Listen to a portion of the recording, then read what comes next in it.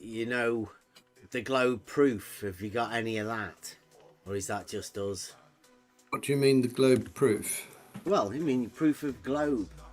I mean, What would that be? Well, you're the logician. I know we I'm not, jokingly apparently. call You said you the proofless logician. no. You said a few months the ago I proofless wasn't a logician at dogmatician. all. Right. Okay. You said I wasn't a logician. Remember? Well, yeah, like I say, you're proofless. Yeah. So that doesn't. You No, can't really. you actually can't said I really wasn't. be a logician without Fair any enough. proof, So can you? right. So there's no point asking me. Well, I know, yeah, because you haven't got any. I mean, that's obvious. I said, like, you haven't got any, but we have. Like, we're the only ones with this proof of globe. Yeah. So I asked. So what is that? What, the proof of What is the your proof globe? of the globe? Well, it's dogmatic, isn't it? Yeah. Everyone knows tis globe. It has been shown that with logic, everything and anything can be linked to tis globe. Geometry axioms 4, 5, and 6. Therefore, all existing proofs within reality can also be used to prove the real globe by extension of these basic simple axioms that everyone knows to be unquestionably true. Real-world practical uses with logic can be shown thus. In the real world, it is thought to be known as tis globe. And anything that can be proved to be true in the real world can be used by progression of these universally changing axioms to be proved by axiomatic extension of the real globe. What follows is some logic proof of globe. Logic states if G then G, and if G and G then G, therefore it can be proved directly by and globe, and globe, and globe, and globe. Or indirectly by, it's not flat, then globe. It's not flat, therefore tis globe. Or, if it's not flat, then it's not flat, then it's definitely globe. We can safely say it's not flat, therefore tis globe. Rest assured that we will continue to progress the proofs of globe. Globus trollens, the globe that affirms my affirmation. Globus trollens, if tis G, then not flat, therefore tis globe. So starting with the premise tis globe, we can say, in the reality we live in is tis globe, tis G. Then the reality we live in could not be flat, tis not flat. It's been proven by men that the reality we live in is not flat, tis not flat. Therefore the reality we live in is tis globe, tis globe. Confirmation through globus trollens, globus balance, the globe that affirms my denial. Globus balance, there's not, therefore, starting with the premise it's not flat, not, you can say it. If the reality we live in is not flat, not fluff, then the reality we live in is not flat, not fluff. Then the reality we live in must be tis globe. The reality we live in has been proven to not be flat, not dead, not fluff. Therefore the reality we live in has to be tis globe. Tis globe, confirmation by globus ballens, globus ballendo trollens. The globe that affirms by denial of affirmation. If that, then not that, not that, not, therefore that. Starting with the major premise that tis globe, we can say if that reality we live in is tis globe, then the reality we live in can't be not that, not that, not. Through logical deduction, since it's clear to everyone that ever existed in the known universe that tis globe, the natural conclusion is that tis globe cannot be at the same time both be that tis globe and not that, not tis globe. Therefore that must be that tis globe. Rest assured that we will continue to progress the proofs of globe. Be at peace with your globe.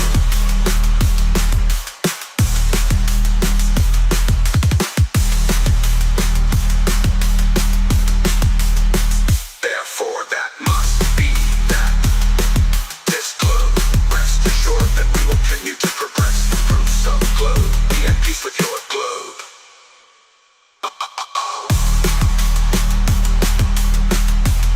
Therefore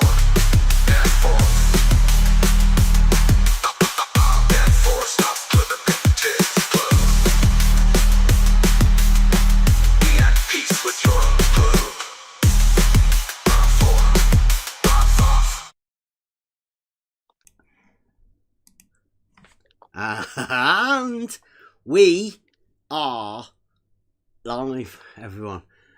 Welcome, everyone. It is Free For All Friday, but today we are doing this from the it's a new Discord channel, Globe Gangsters. We've been coming over here a fair bit. I've got a fair bit of material, and we said why not Free For All Friday. So there will be a link. There is a link under the video right now if anybody wants to come and join. It's a new Discord server. If people didn't want to come to On The Level, this is a new Discord channel. It seems to be pretty fair, where you can have a conversation. Like we've been talking about globe proofs and stuff, but I mean they do all sorts of stuff over here. And yeah, new Discord channel. Support the people around the arena. I mean, people do need places to chat. This is the latest one. We've been having some really good conversations here, so welcome and come on in. We're in the general chat at the minute. I think there are. Oh, it's filled up a bit. Oh, there was a load of people in the debate one. But I guess we're in here now. If anybody does want to do the debate later, then fair enough. As you guys can see, my stream's live now.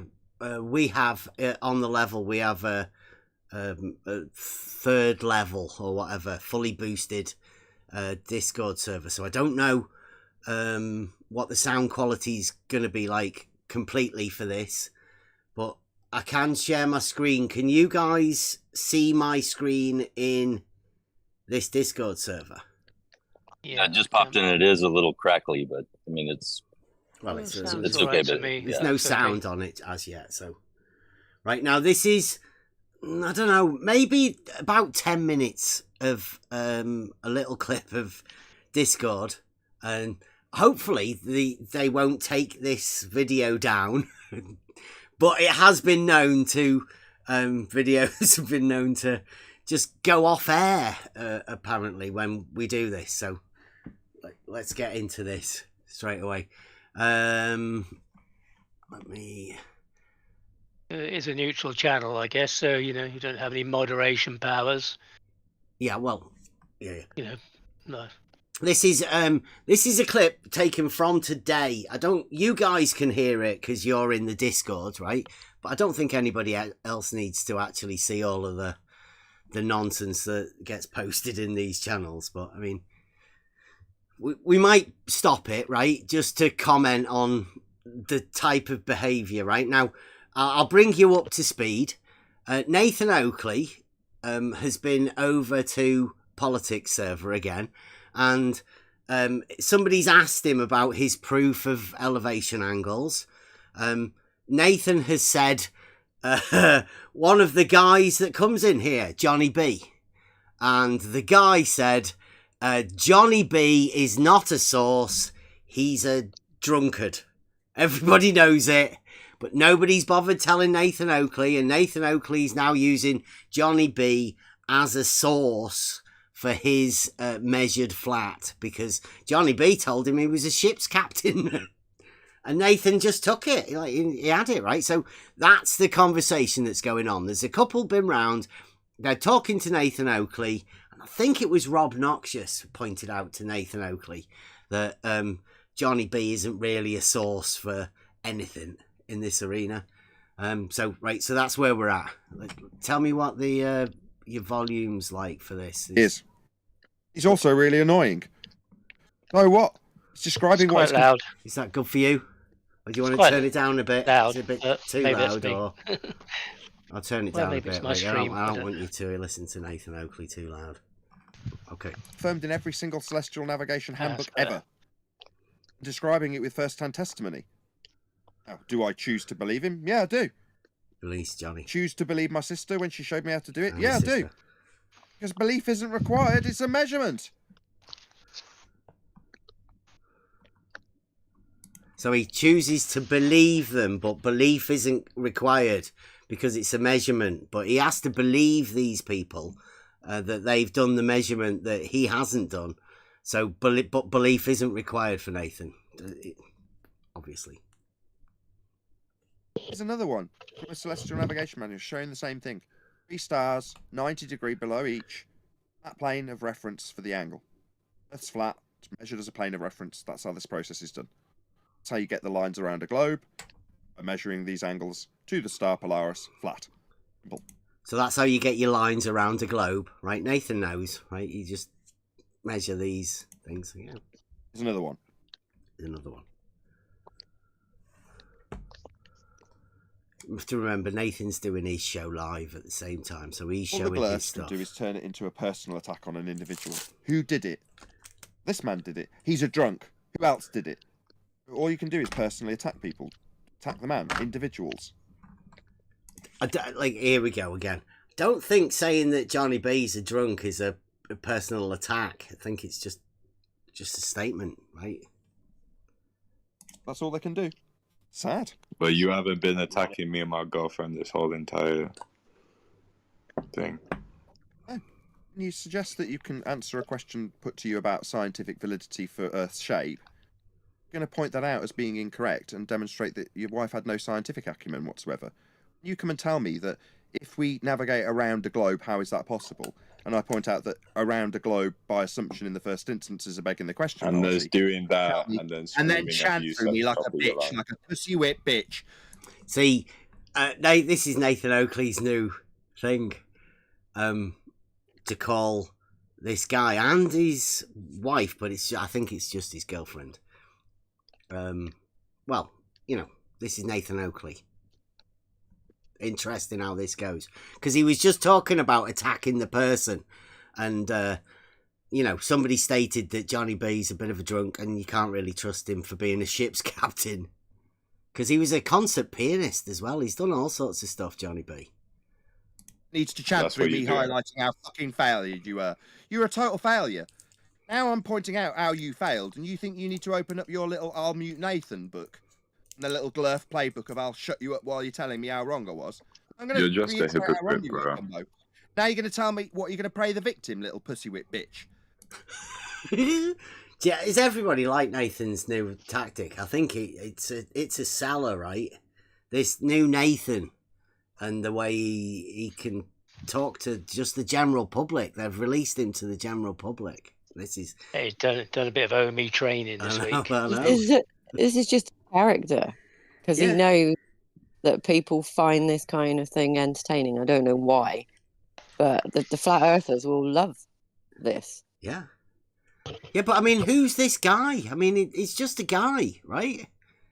Probably in the UK somewhere, right? There might be a chance that, like, nobody knows who these people are. They're just people. He may arrive at Dorset. Bournemouth. He's live on Tuesday on Bournemouth. Yeah. Well, if it's I just when I was listening to it, I was thinking, gee, some people are, I mean, he's pushing it really with the way he talks to some people, because some people are not just as will hold back so much as others. I can imagine somebody getting really upset with him. Yeah, he's not even started yet. I mean, he's been doing it all day, right? He's been building up to this sort of stuff. And I'm pointing out why you got called a dunce when you begged the question multiple times and then told me after begging the question in the next breath how you would beg that question. I got called you a dunce, and now you're playing the bleeding victim. And that's why you're a pussy whip little bitch. That's why your wife took the mic from you, because you're not a man. You've got no balls. Your wife took over. Protected your pussy whip little bitch ass. That's what she did. You want to call that being attacked? No, I'm just stating facts. he's good at talking to people, isn't he? Has he developed this character? It's great, I think. It's the future of Flat Earth. I mean, if you're going to push Flat Earth, then this is the man that you want leading you. You don't want somebody like Jaren Whitsitt. You want Nathan Oakley. This is the guy you want to send to the Antarctic. Because I think Neil deGrasse Tyson's going there, isn't he? He's meant to be going there at similar sort of times. The least rational communicator you want to send him? I think somebody's offered to sponsor him Yeah. recently. One person that I wouldn't want to come back. I'd want him to stay there forever. Well, I mean, it would be amusing to watch him claim it can't happen, go and see it happen, but that would require like a thimble full of integrity. I think he should just go and measure an angle. Like he should. It's all he needs to do. Like he's set it up. It's perfectly played. He doesn't. I mean, he can go and measure an angle right now. He knows he can measure an angle. He doesn't understand what the measuring an angle implies. No, Nathan's already got his proof, right? It doesn't matter what the lights do. Nathan knows he can measure an angle and, measure the Earth flat. So what happens to the lights in the sky? Completely irrelevant to Nathan. The final experiment doesn't matter to him. He calls it fraud for some reason. I don't know. I don't know how it's turned into a fraud, but... Because he knows it will falsify his hypothesis in the minds of many people. So, obviously it's the enemy. But... he says it's not an experiment. That's the fraud he's claiming. Is it? That's what he said named today. It wrong. Yeah, he said that was it. Oh. He was e-begging. He was e-begging for some petrol money as well to get to his live on Tuesday. Was he? Yeah. He said perhaps somebody will help me out with some petrol. And he's been paid for a room. They paid him for a room, but he's decided. But he's decided to stay at his parents' place so he can keep the money. Oh well, yeah. I mean, wow. What a winner! What a winner! Yeah. Yeah. There's a spare room there, Huey. There you go. Jump in Nathan's room. Yeah. Top and tail. Yeah. It's paid for as well. Yeah. It's paid for. Yeah. Yeah, top and tail. You can have the bald end. Right. Oh, how far have we got? There's still a few more minutes of this. This does get good, right? This gets good. You are a pussy whip little bitch. Your wife You're a did take bold-ass over old when man. You got called out for begging the question. Well, you look like you a are nonce, punching mate. through me like a pussy whip little bitch right now using your mute button because you can't tolerate me pointing out how big a dunce you were. I wasn't attacking you. That was you demonstrably being a dunce. He wasn't attacking him. Didn't sound like it, like did that, dunce. Stop embarrassing yourself on TikTok. Stop embarrassing yourself on TikTok. Don't take it as an attack. Don't rebel against it by chanting through me as I highlight it. Now, you got told off because you did what you're doing now, which is chanting through the humiliation you suffered when you begged the question, when me, the flat earther, pointed out to you. What are you on about, bro? Fallacy. And your repeated attempts to chant through me, reiterating multiple times why you got called a dunce, won't work either. Because you're just a bleeding, pussy-whipped victim, aren't you? And you're a bald nonce. Sorry, calling me a nonce is to suggest that I am a criminal offender. Correct? Yeah, like, bro, have you not, bro, look at this guy's TikTok. If this word, he actually knows what the word means. What does nonce mean? You don't know what it means then? He said it, buddy. What does it mean? You know what the word means? What's its definition? Actually, an Nathan O'Keefe. What's it stand for? Is everyone all right with that? We okay? Nathan Oakley. Definition of that. I've put a thing in the chat here, right? This is Nathan Oakley in his comments to me. And he says, Nathan Oakley says, still no denial, so the rumours you fiddle with kids, Bev. Any denial? So Nathan seems to be doing that sort of stuff as well. I mean, he's not. He says, did the investigation clear you of fiddling with those little boys, Bev? Did they convict you? You said you enjoyed it to the judge too, right? Bev's little boys, did they beat you in the jail? That's Nathan Oakley, right? So Nathan Oakley's not unfamiliar with these sort of comments, but when they're said to him, because you're not allowed to mention these sort of things, like when Nathan says this sort of stuff, you're not allowed to mention it. His mods will make sure you're silenced, this stuff's deleted. Nobody actually knows that Nathan does this sort of stuff. Well, I think they do because they see it. but you're not allowed to talk about it or discuss it or anything, except when Nathan Oakley gets like this, he does his little thing. Like this. Nathan Oakley. It's not what it stands for, dunce. Maybe you're going to claim victimhood as I educate you on what the word you've just claimed I am is, and maybe you'll chant through me, or he's going to chant through me. He's going to take the pussy whip bitch option of muting me. Is that what you're going to do, you little pussy whip bitch? You don't know what the word you just used means. It's an acronym. If you want a hug, by just now, say but you're that. still going to chant through me, someone who knows better. You're going If to you claim want a hug, victimhood as I just say correct that. you. You don't know what the word you just claimed I am. Criminal. In jail. Because it stands for not on normal circulatory exercise. It's a prison term. Am I in prison on non-normal circulatory exercise? No, you don't know what the term means. You've used it incorrectly because I'm you're an done. undercover A criminal. who's pussy whipped and a victim who can use his mute button and then claim that he's been attacked. Oh, did your woman come to protect you as you were attacked? You weren't attacked. Yeah, You behaved my like a Sigma demonstrable came and cunt, rescued me. then had to have a flat earther point out how stupid you were. You behaved like a dunce. That's what happened. Okay, dunce? Don't Don't talk play to my victim wife. anymore. like Not that, a nonce buddy. either, Dumbo. Your wife doesn't understand what science is. She's also a dunce. So Nathan Oakley's new tactic is to insult people and then their family. Is it, you know, there must be a master plan, right? The marketing, he's short on money, so he needs to gain some money. Now, who are his benefactors? Who pays Nathan? I mean, is this the sort of stuff they pay him for? Because he does keep telling people that he makes money. This is his job now. This is what Nathan Oakley does. He's always done this sort of stuff. They've managed to keep it a little bit quiet, but it seems like they're pushing him. They're pushing him out there into the general public. There That's you why you are, got called a dunce. bro. An Look at attack your on you, TikTok. little victim. Little pussy whipped victim. No, it wasn't an attack. It was just highlighting your failures. That's what it was, like begging the question and lack of science acumen. And then failure to understand a word you accused me of being, which you didn't know the meaning of. Dunce. Tell me you've been attacked, dunce.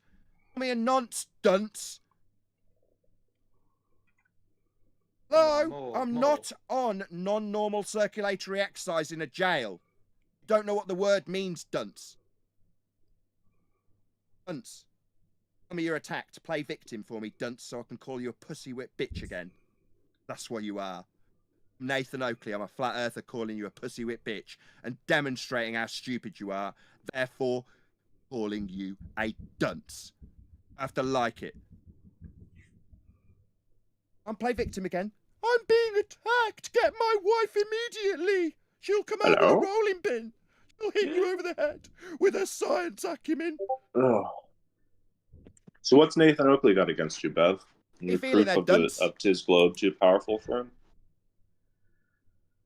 Yes, he's banned us, and as have all of the 24/7s. But we're going over a video here. Jump in, listen up to the video. We're just getting to the good bit. Okay. I play victim again, dunce. You seem to have gone very quiet. Maybe one of the white knights could claim you're on mute in this stunned Nathan, silence. let's just be honest. You're only saying all this because your wife divorced you. Right. Okay. One comment. Now, this is the part, right? I sort of imagine Basil Fawlty, right? This is Nathan Oakley. After doing all of that, calling this guy all of the things and his missus and, you know, like he's pussy whipped and all of that, right? This guy says one thing about his wife, right? I'll go again, but this time I'll let it play. Imagine Basil Fawlty in the background. I play victim again, dunce. You seem to have gone very quiet. Maybe one of the white knights could claim you're on mute in this Nathan, stunned silence. let's just be honest. You're only saying all this because your wife divorced you. Excuse me? So you got a lighter, Glurf. 1 second. Right.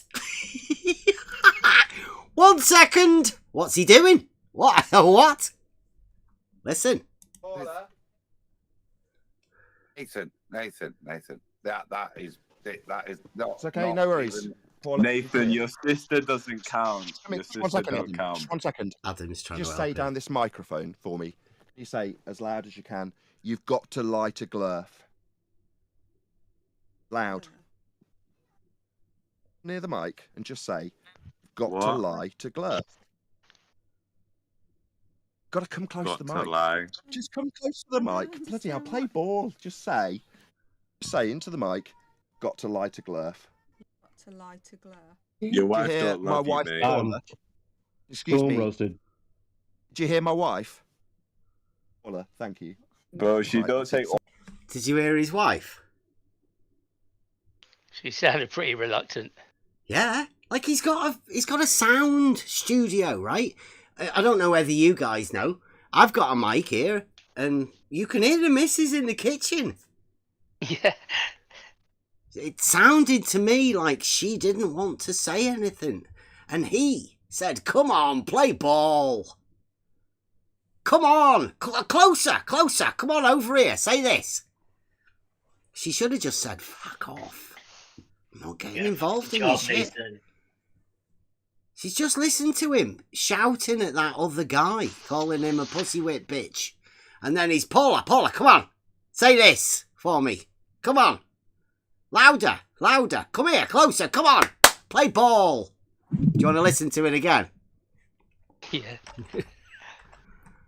I like the bit where the guy, he's just been berating the guy, and the guy says, it's only because of you.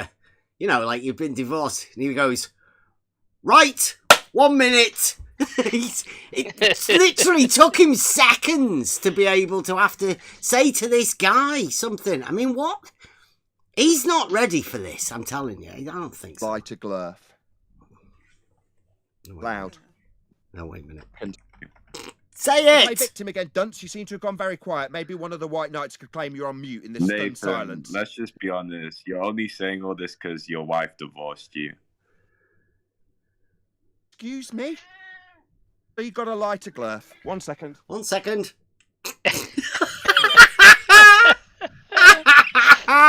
That's Basil Fawlty, right? That's a natural Basil Fawlty. 1 second, right? Listen to it again. Genius. You couldn't script this better. In fact, it's got to be scripted. Excuse me? Don't mess in the wall. So you got to lie to Glurf. 1 second. Nathan. Paula. See, Adam's trying to say. Nathan, don't. Nathan, your sister doesn't count. I mean, Your just 1 sister second. don't Adam. count. Just 1 second. Just say down this microphone for me. You say as loud as you can. You've got to lie to Glurf. Loud. Near the mic, and just say, "You've got to What? lie to Glurf." Got to come close Got to the to mic. lie. Just come close to the mic. Bloody hell, play ball. Just say into the mic, "Got to lie to Glurf." To lie to Glurf. Your wife hear don't my love you, wife, mate. Paula? I mean, I don't want to say that, doesn't support his case, but could that have been the babysitter or I don't know. I mean, doesn't fill me with confidence. He's a prostitute that he's paying to be there. Well, he said it. Like, listen to this. He starts making excuses for it because I think he realises he's made a dick out of that. Excuse me. Roasted. Did you hear my wife?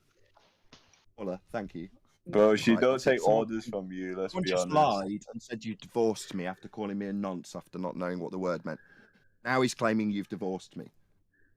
And did you divorce me? She No, don't I'll love ask you, him. bro. Did she divorce me lying Glurf that's now chanting through me, the pussy whip bitch talking to you? And did she divorce me? Do you want to ask her? Do you love Got your tongue, or Nathan have you Oakhill? been muted? Are you muted? Has cat got your tongue? You lying Glurf. Got to lie to Glurf. I want to ask her when she divorced me. She's right next to me. That's Ask her. something a dunce would say. You're the dunce, not me. You've just lied. See, he says she's right by the side of him.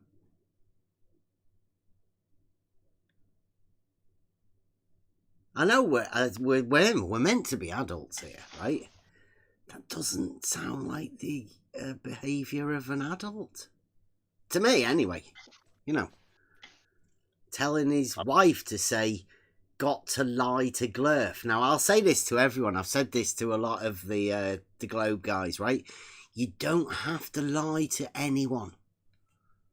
No matter how much you're bigoted against another group, it doesn't mean you have to lie to them.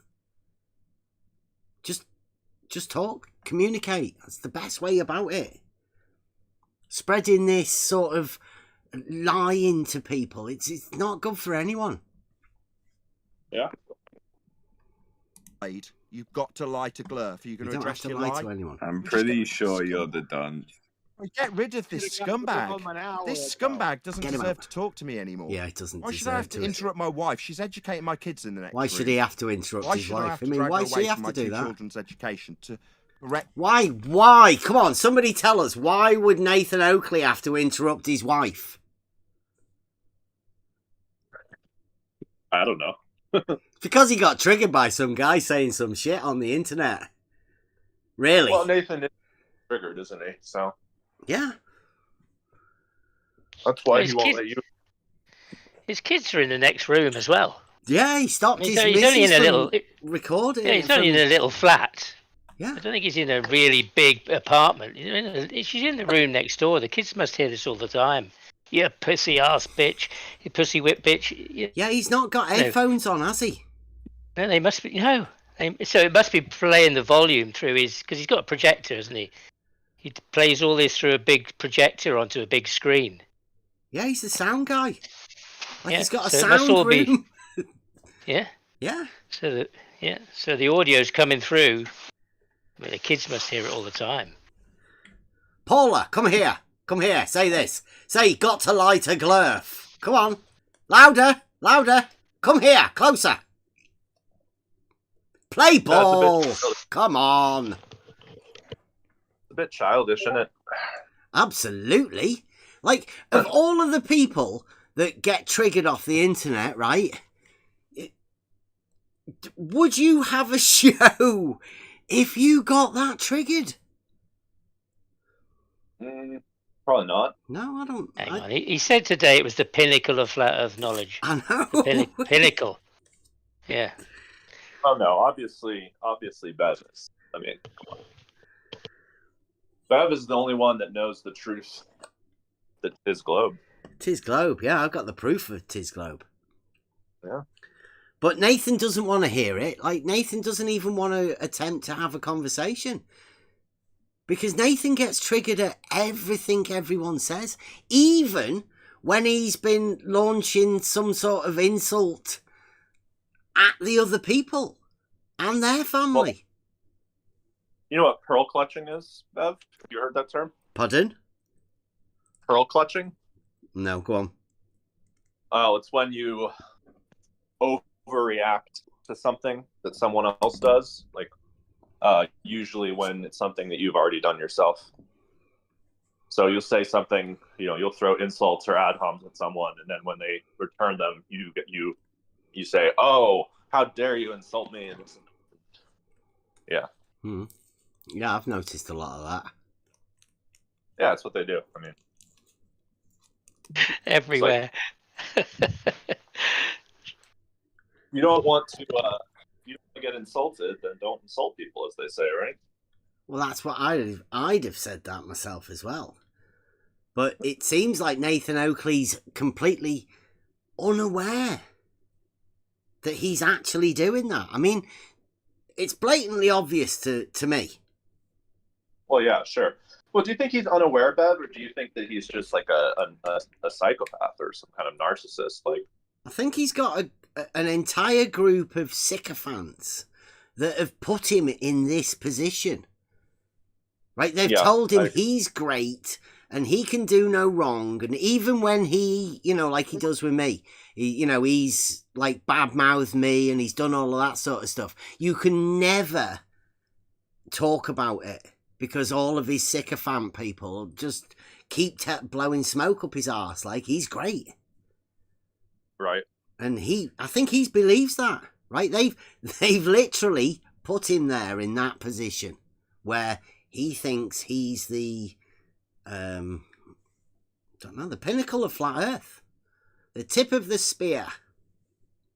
It's rather sad if that's the case. I think that's how easy it is to manipulate people modern day. It's 2024.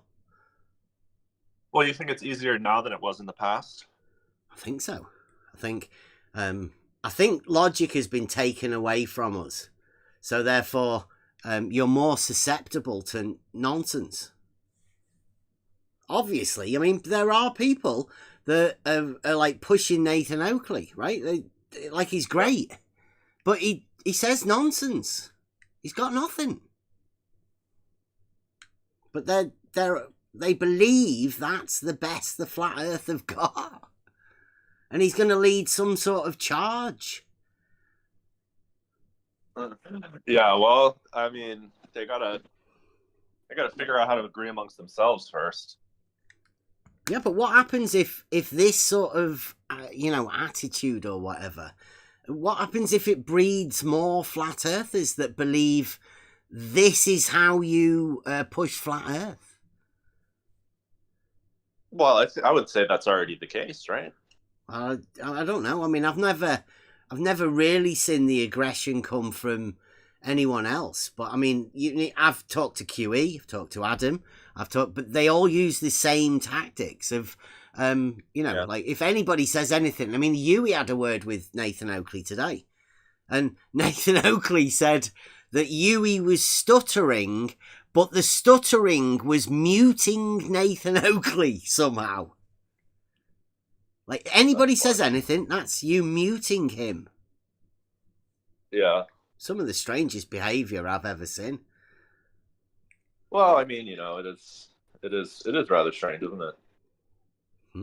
And this is where I wanted to lead this, right? Because in the UK, over this summer, it's sort of like been a catalyst for bringing the 1984 type stuff. And starting this year, when the school starts in, well, I don't know, in a few weeks, right? September, they are implementing into the curriculum how to think critically and spot misinformation into school kids, which I personally think is a good thing. Right? Yeah, I would agree with that. I guess the question is how you would hope that the parents are doing that, though, right? So for them to sort of implement it in the school system, is that sort of taking it away from the parents now? Well, I mean, yeah, there's always that conflict, right? I mean, because parents have a certain moral or ethical judgment, right? And the school system may have another, right? And there's always been a conflict, I feel, between many parents, particularly ones that are very religious or conservative, and the public school system as it presents information, right? I mean, that's why my parents homeschooled me, for example, for most of my education. They didn't want me going to school and learning about, evolution and materialism and all this stuff. At least that's what they, their perspective on it was. So, yeah, I mean, I would have liked to have done that, but like being in the UK and that sort of stuff, it's sort of within the curriculum anyway. But I mean, I can remember when my second lad was doing maths, and I helped him out with it, and he went into school, and the teacher said to my son, "Oh, we don't do it like that anymore." So from then on in, my son didn't trust me in anything, because it was just, we don't do that anymore. We don't do it like that. Like that, all of that stuff that you taught them, and as a parent, they don't do it anymore. Yeah, that's so we have something in the U.S. called Common Core. I don't know if you've heard of that. Yeah, Common Core Maths. That was the sort of change now. I think it was probably around those sort of times because he's 18 now. So let's say 10 years ago, something like that, possibly. Maybe a little bit longer ago than 10 years. I'm talking for when my son did this. So it's been hard because he is autistic, right? So he literally took that on. The teacher became the source for his education, and the teacher had told him that what I did was old, right? They don't do it like that anymore, and that seemed to work for everything. I've heard a lot of parents have that experience with some of the more modern curricula. I don't really. I've taught maths quite a bit in college, and I haven't really looked into the differences, but that's something that I've heard. And also, my ex-wife was a teacher, and I think she had quite a few criticisms of the way they presented things in the Common Core Maths curriculum here, because it's just, I don't know. It's like, who designs it? It's not mathematicians. I can tell you that much. Yeah, that's what I'm saying about this. I mean, if they're going to start implementing critical thinking and how to spot misinformation and conspiracy theories, I mean, are they going to be asking the kids, perhaps if their parents are into whatever? I mean, who knows? I mean, I think there's a conscious separation now between the how they teach children and how their parents were taught. So there's a disconnect there, like you were explaining. When you sit down with your kids to show them how to do some maths calculation in the way that you did it. Oh no, we don't do it like that. And well, show me how you do it. And when they show you, it's like, gee, why are you going that? Why are you going? That's a really long way to go round. And then they don't want to engage with you to help them because you don't understand the way that they're being taught. They don't understand the way you learned it, and so it's kind of like a separation that, and increasingly, I think as people have. I mean, at one time, one person could work and keep the family, but that's not true anymore. Everybody has to set to and to pay the bills and the rent, and I mean, it's horrendous now.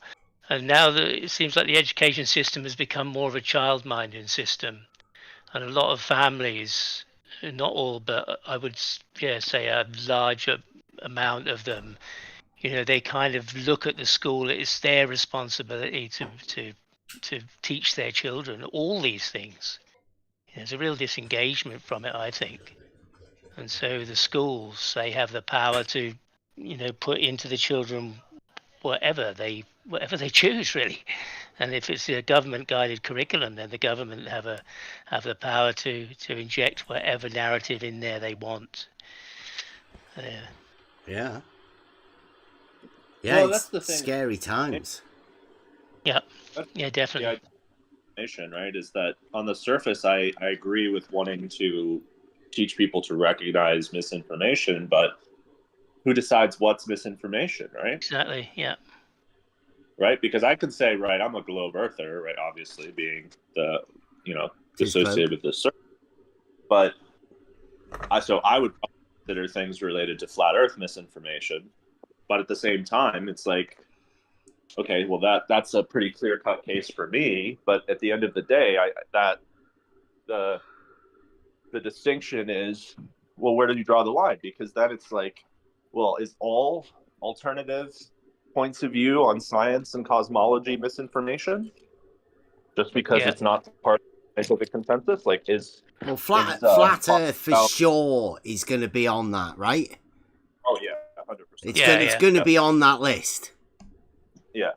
Well, I was explaining. Go on, sorry. Well. Yeah, I mean, this was the first year that I became conscious of the flat Earth being brought into the conversation in science at school with my daughter, and I'd never heard that before as a topic to bring up in where we live. She said, "Oh, we've got science." I said, "What are you learning in science?" She said, "We're learning Earth and space." So yeah, what are they teaching you? And she said, well, the teacher came in and said the Earth is definitely a sphere. It's not flat. And then they had to reenact with each other this kind of scenario where one of the kids was a boss and one was the secretary, and they were posing these questions, and they got to decide which one was the sphere and which one was the flat Earth. And they were given some reasons why it's not a flat Earth, ships going over the horizon, some old Chinese proverb that was considered a conspiracy theory that all the celestials are flat, and yeah, there's a few, but I was shocked. I thought, wow, where's this come from? I went to see the head teacher and asked, is this national curriculum, or is it one of the teachers who's made a lesson plan and thought, I don't know, I'll go down this route and use this as a mirror for the kids or something. And he didn't really know. He said, go and see this lady who's head of science, and couldn't find her. She doesn't hold a class, but eventually spoke to, I was a bit reluctant because already her class teacher's already reluctant to speak to me about some things, it seems. When I ask him any questions about stuff, he gets pretty defensive, so I kept away. But I spoke to him about it, and at first he said he didn't know. Well, he said it was national curriculum, but he said he didn't know why it was now being included. And then he did say later that he thought it was because it's prevalent on the internet. And now it's become, the speak. People are aware of it. It's become a topic that's become widely spoken about. Well, I mean, I never heard it. I never heard it when I was a kid. I never heard it for years and years and years. It's not. So now the children are aware of this concept or this topic. Maybe they'll talk to their parents about it. Maybe not. But yeah. And when he'd spoken to her about Newton. I said again one day, well, what have you been doing today? So we learned about Isaac Newton. I said, oh yeah, the apple. Did they tell you about the apple and that? And they said, yeah. And I asked the teacher about it, and that's when he first got triggered, it seemed, and was reluctant to talk to me. And I said, oh, so you were talking about Isaac Newton. He said, yeah. He said, well, of course, we don't really know whether it's a true story, whether he even existed, but it was a good hook to get them into gravity. And within 30 minutes, they injected gravity into my daughter, and now she speaks as if it's there. She doesn't know anything about it. But it is there, Elder. What's holding your dumb ass to the chair? Hang on. She hasn't got. That's how it works, though, isn't it? In 30 minutes, she was given this thing that she hasn't got any clue about. She got more of a clue about it than you do. What's holding your dumb ass to the chair right now? Hang on. It's already conditioned her paradigm. All right. I want to know what's holding his dumb ass to the chair right now. Yeah, what do you mean? There's no need for insults. We're having a nice conversation, NASA. This is live. This is live on YouTube. Oh, good. So what's holding your dumb ass to the chair?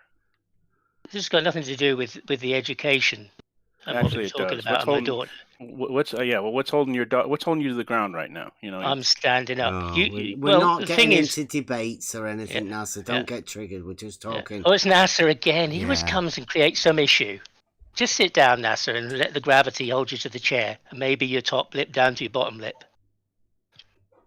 It's that quick that you can teach children. And when I went with her friend in the car one day, her friend was talking about the molten core, again. Oh, who's that? Somebody. Yeah, the molten core can be demonstrated too, but you don't want to hear about that now. Like a gobstopper. But not to a 9-year-old. She just told that's what it is, and then she just carried on as if she knew everything about it. Oh, wait a minute. And it was a fact. It's Maud. I think you're breaking up there a bit. Yeah, sorry, I'm driving through a dead zone. I'll be available again in a second. Yeah. Let us know when you're back. I know you've got something to say. Oh, we've got Elder here basically denying He's just talking about his experiences through the education I never said system. anything about denying anything. Yeah. I'm Oh, not you're denying you're it. upset that your daughter is learning science. Then it appears. No, I'm not. I said you obviously weren't here because you always let me kind of let me arrive, jump in with your dumbass stuff. My But dumbass stuff. Says the yeah, guy who yeah, because doesn't you know never about listen. gravity. Just talking. No, try to pull it with the insults. I know NASA started it, but let's just Yeah, keep civil. yeah. We were having a good conversation. Yeah, Elder, let me steelman your position. It's important to kind of like, or let's just keep like a base of common. So basically, what I hear you saying is not really that the issue is your daughter's being taught science, is that she's sort of being taught concepts in a way that is what you think is above her ability to understand, and they're just asking her to sort of trust them. Is that a fair statement of your position? Yeah, I mean, it's just yeah. She's told something. It's given to her as a paradigm. Connects it with all sorts of other things. Has no idea of it at all. And I guess, I guess generally her teachers don't either. They're just teaching a curriculum subject, and they have to teach a lot of subjects. You know, as one teacher. They're not separate teachers for different subjects. So one teacher has to teach lots of subjects. I have spoken to teachers at parents' evenings, and they've said, "Oh, your daughter asked some deep questions." You know, I had to say, "Let me get back to you on that," and they had to go home and Google it to find out something to say the next day. So, you know, they don't know. Yeah, nobody can know everything, can you? And they're on top of all of that, they're going to put this misinformation, which I can only presume that the government are going to be telling the teachers what is and isn't misinformation, right? Yeah, that'll be the Can curriculum. I just say? Can I just say they're adding that in right at the same time. This year they've had the worst GCSE results in all of the maths, everything. The children are failing that, but then they're adding in all this new unnecessary stuff on top of it. It's strange. Well, when you say it's unnecessary, like, why do you think that they're doing it then? Because I can kind of steelman both sides of it. Because on one hand, I do think that there's a tendency for ideas to spread on the internet and through other venues that I don't consider to be true, and that is sort of misinformation in some sense. Steelmanning the other side of it, though, I think that there's a ethical problem involved when the government is declaring what is and isn't misinformation when they're also setting policy, right? And so, yeah, I guess how do you draw that line? Like, is there such a thing as misinformation, and is it helpful to teach children about any forms of misinformation, or does that automatically cross the line? I think the internet is the problem, because I don't know whether you've noticed or not, but people on the internet can say whatever they want.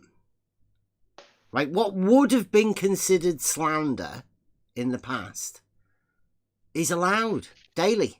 Nathan Oakley can call anybody whatever he wants. He said Will Duffy's a fraud. I mean, that's an accusation of a criminal thing. I'm like, as he's done with me. Fight the Flat Earth did the same with me also, right? It seems to be allowed that people can say whatever they want, right? Now, the government is having to respond to that by trying to teach children rather than clamping down on it. It's a free-for-all, isn't it? There's no police for the internet. It polices itself. Extent, right? There are certain things that you will get charged for.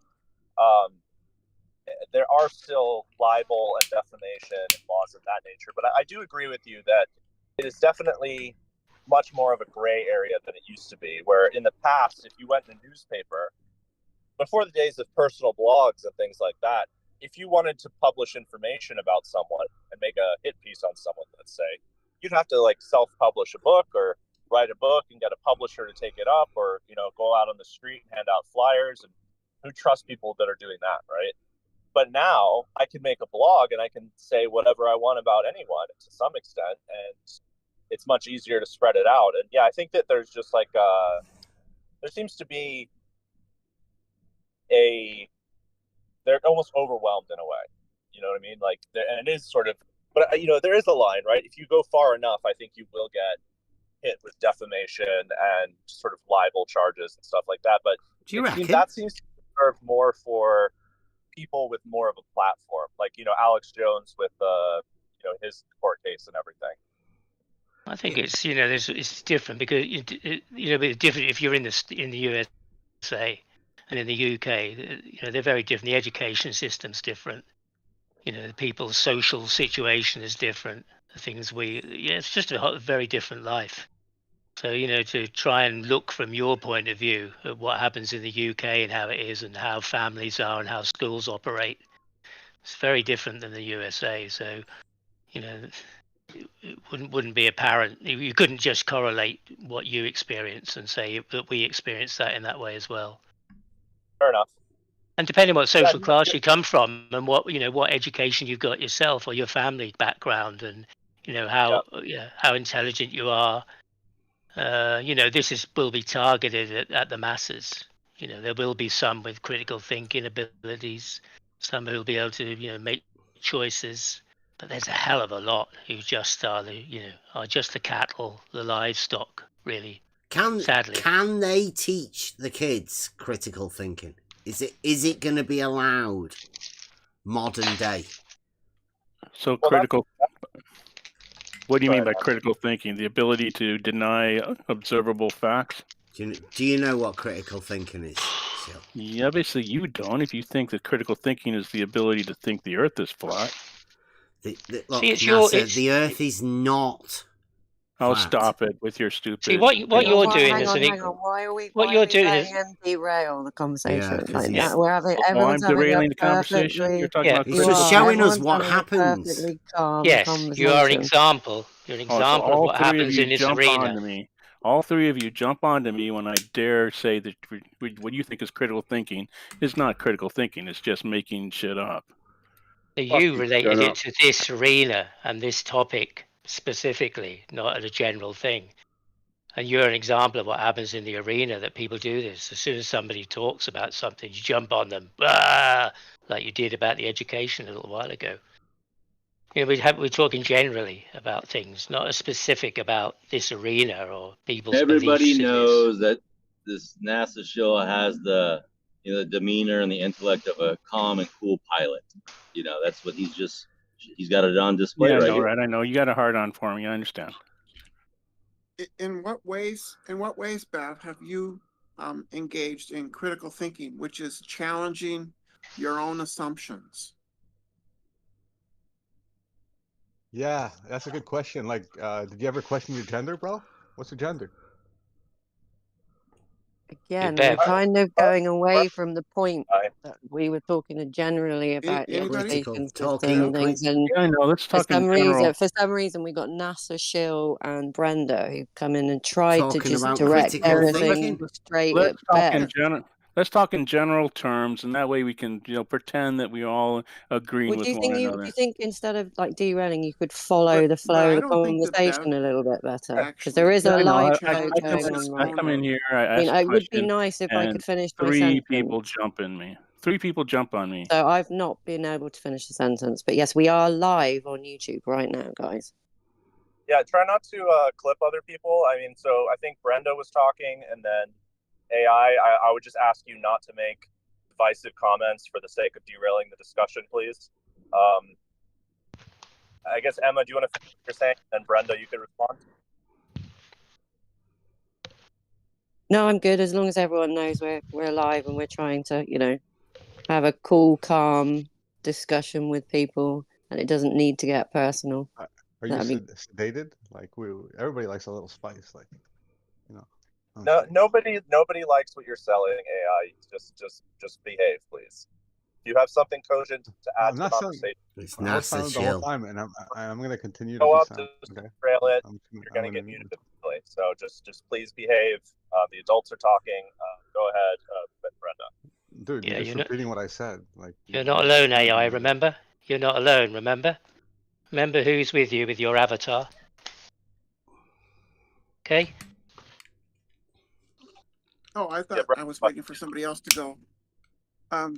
Well, critical thinking involves challenging your own assumptions. It means you challenging the assumptions of your beliefs, right? And testing them, testing your own beliefs. Absolutely.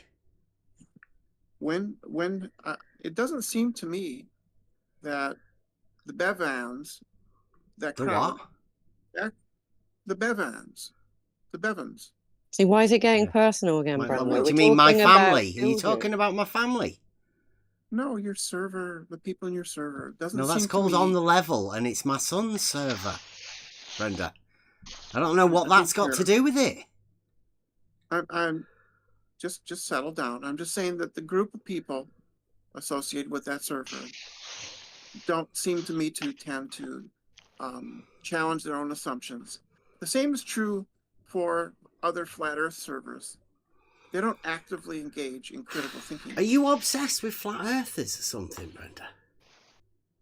Just Brenda's assumptions. Yeah, I mean, I'm just saying. Do you critic- challenge is your own it- assumptions? yes, Are you absolutely, challenging yours? Brenda. Absolutely. Oh my Brenda, gosh. is it Brenda, is the problem that people think differently than you, or do you honestly think that there's people in 2024 adults that you think have made it through life without doing any critical thinking at all?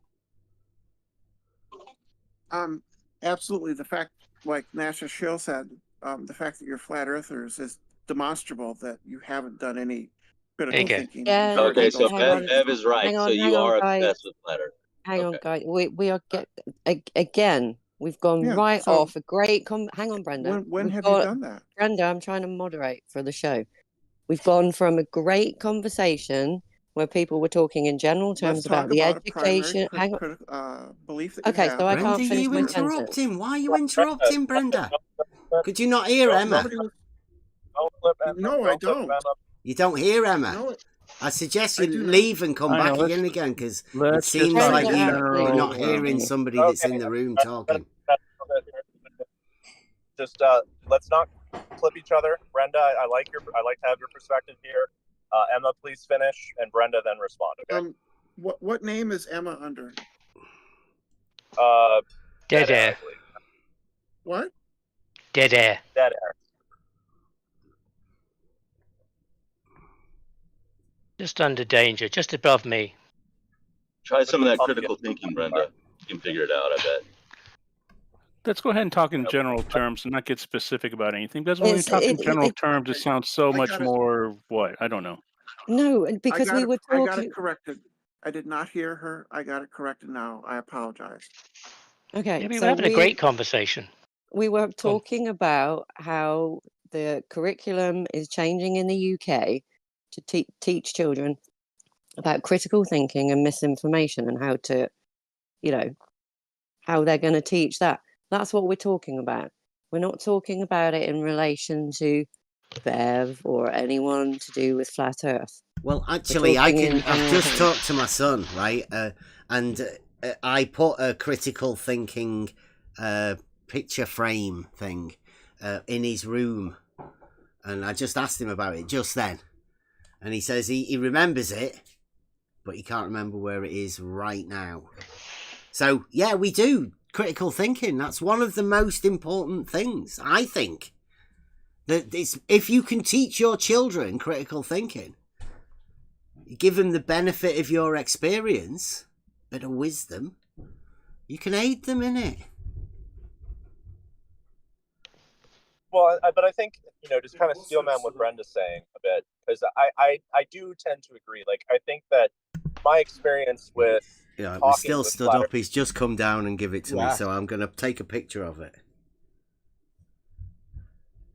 So kind of my experience with talking to flat earthers in general is that it seems to be the case, and I don't mean to mislabel everyone or strawman everyone under one position, but it seems to be that they do think critically in certain areas, in fact, but they lack critical thinking in others. And one of the things that I've noticed, and I don't know what, Bev, and I don't mean to, label this on anyone else here, but for instance, they're very critical when it comes to the government, and they'll apply a critical lens to anything the government says. But someone on the internet with a channel, they tend to just believe them uncritically. And I think that lack of a standard in thinking what's problematic to me. So I don't think it's fair to say that flat earthers don't think critically at all, but I think it's sort of inconsistent, if that makes sense. And they have an epistemology which predisposes them to trusting people online. And I think that in general, I mean, I'm not saying that the mainstream news media, the government, and everything like that has our best interests and is always a good source of information. But the flip side of it is there are at least some standards of what they can publish as information, right? Although those standards have weakened substantially over the last few generations. Whereas online, there's very little standard of truth to running a YouTube channel, for example. Like, they have categories of what they consider misinformation as well. But at the end of the day, I could go on YouTube right now and say that, you know, anything that I want about you know, my experience, my credentials, and there would be no way I would not be demonetized simply for that or kicked off YouTube simply for that. You probably get like So, 4 views, Can bro. I chime in real quick on what you said? You said that they were inconsistent, but there is a certain consistency if you look at this movement as an extreme contrarian movement. Basically, they scrutinize the government because it's authority. No, that's not Wait, what we're. Bev, Nobody's Bev, scrutinizing the government. That's not what we're doing. to Mardwell. I'm not talking about you, Bev. Yeah, but I don't want this conversation to get derailed. Don't clip Peter, please. Let him finish and then respond. I don't want to mute people, but I will if we keep clipping is one of the things I'll mute people. Yeah, but this has got nothing to do with going after the government. This is talking about the teaching of the children, education. Okay, but wait, Bev, and then respond to what Peter says, please. Let's just keep it one at a time. And Peter, go ahead. The thing is that there's a certain pattern now online that you could call extreme contrarianism. I think a lot of the conspiracy communities grow around that. Flat Earth is the extreme, obviously the most extreme of all, I think. and the pattern is that it's a contrarian against authority. Government obviously represents authority. Academia represents authority. But a random toothless meth addict on YouTube, aka Witsit, is now stop that. No, that's not Peter. true. Come on, stop that. Yeah, that's just misinformation. That's below the board, Peter. Let's not go to that. Like, I couldn't help myself. Yeah. A random person on YouTube is not authority. So even though they don't have any credentials, that's actually good. Right. Lack of credentials is considered good. No, that's a good point. That's something that I think I missed in my point. Please respond to that if you'd like, Bev. Like, let's just keep it one at a time. Yeah, I'm just saying. I was asked about critical thinking, right, which is what we were talking about. I said to my son, and he said he can remember seeing it. He went up into his room, and it was there in the same place. It's never moved.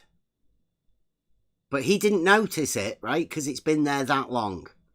So I posted a picture of it. It's there, the ultimate check sheet for critical thinking. A farmer's boy said, something you know fuck all about. And so that's where we're at. You know, that's what's going on here, is that we're talking about these things. I'm pointing out that, you know, this is vitally important, I think. But now the government are taking over. Now, is there a chance that the government could tell the kids that parents teaching them critical thinking, that is misinformation, because they should be the one teaching people critical thinking? How could critical thinking being taught either by parents or the government be bad? Exactly. But that's why I was asking, is that the sort of thing the government want? Because it seems like people asking certain questions tends to trigger people. And I can't imagine what would happen if a child were to ask an adult teacher one of these questions that seem to trigger you lot so much. So we don't have to push back on everything that Bev says, right? Like, I grew up in a country, I grew up in an educational system that did exactly, up until age of 11, that did exactly what Bev says. It prevented critical thinking. It actually conditioned you against your parents, making you think critically about history or the situation in the country. So we don't have to push back on everything he says. We can say yes, in a generic case, governments could condition children not to obey their parents. That's The not what I'm question is, saying. are they doing it right now in the countries where we live? Right. But that wouldn't be teaching critical thinking, would it? I don't think they're teaching critical That would be thinking preventing largely. critical thinking. I think they're just teaching certain subjects to a test standard, so that the kids have to remember facts to pass certain tests. Get a piece of paper with a number on it, and that's it. That's the general. That's what it's like in the UK. So for instance, just an example. So I went to my daughter's parents' evening before she just passed her exams, but and just taken her exams this last summer. And I went to a meeting before the exams, and they took some mocks to test to see where they were. And I spoke to the guy who's doing history, and I said, "So what are you doing?" He said, "We're doing Hitler and the Weimar Republic." I said, "That's interesting how that's being focused on. I mean, solidly. I said because the kids don't have a linear view of history anymore." And he said, "Yeah, no." I said, "What else? What else have you done?" He said, "Well, after this, we're going to do the Cold War, and then we're going to do the Romans." That was a 16-year-old age of examination before you move on to the next. You could go to study for A levels for university, or go to college, study some other things. So that's all. That's the width of the breadth of history that they've learned about those three subjects. And they didn't have any context. They don't have any linear view of history. Well, wouldn't It's history terrible. Wouldn't history just be at the K through 12? I don't know what you call it in England. We call it K through 12.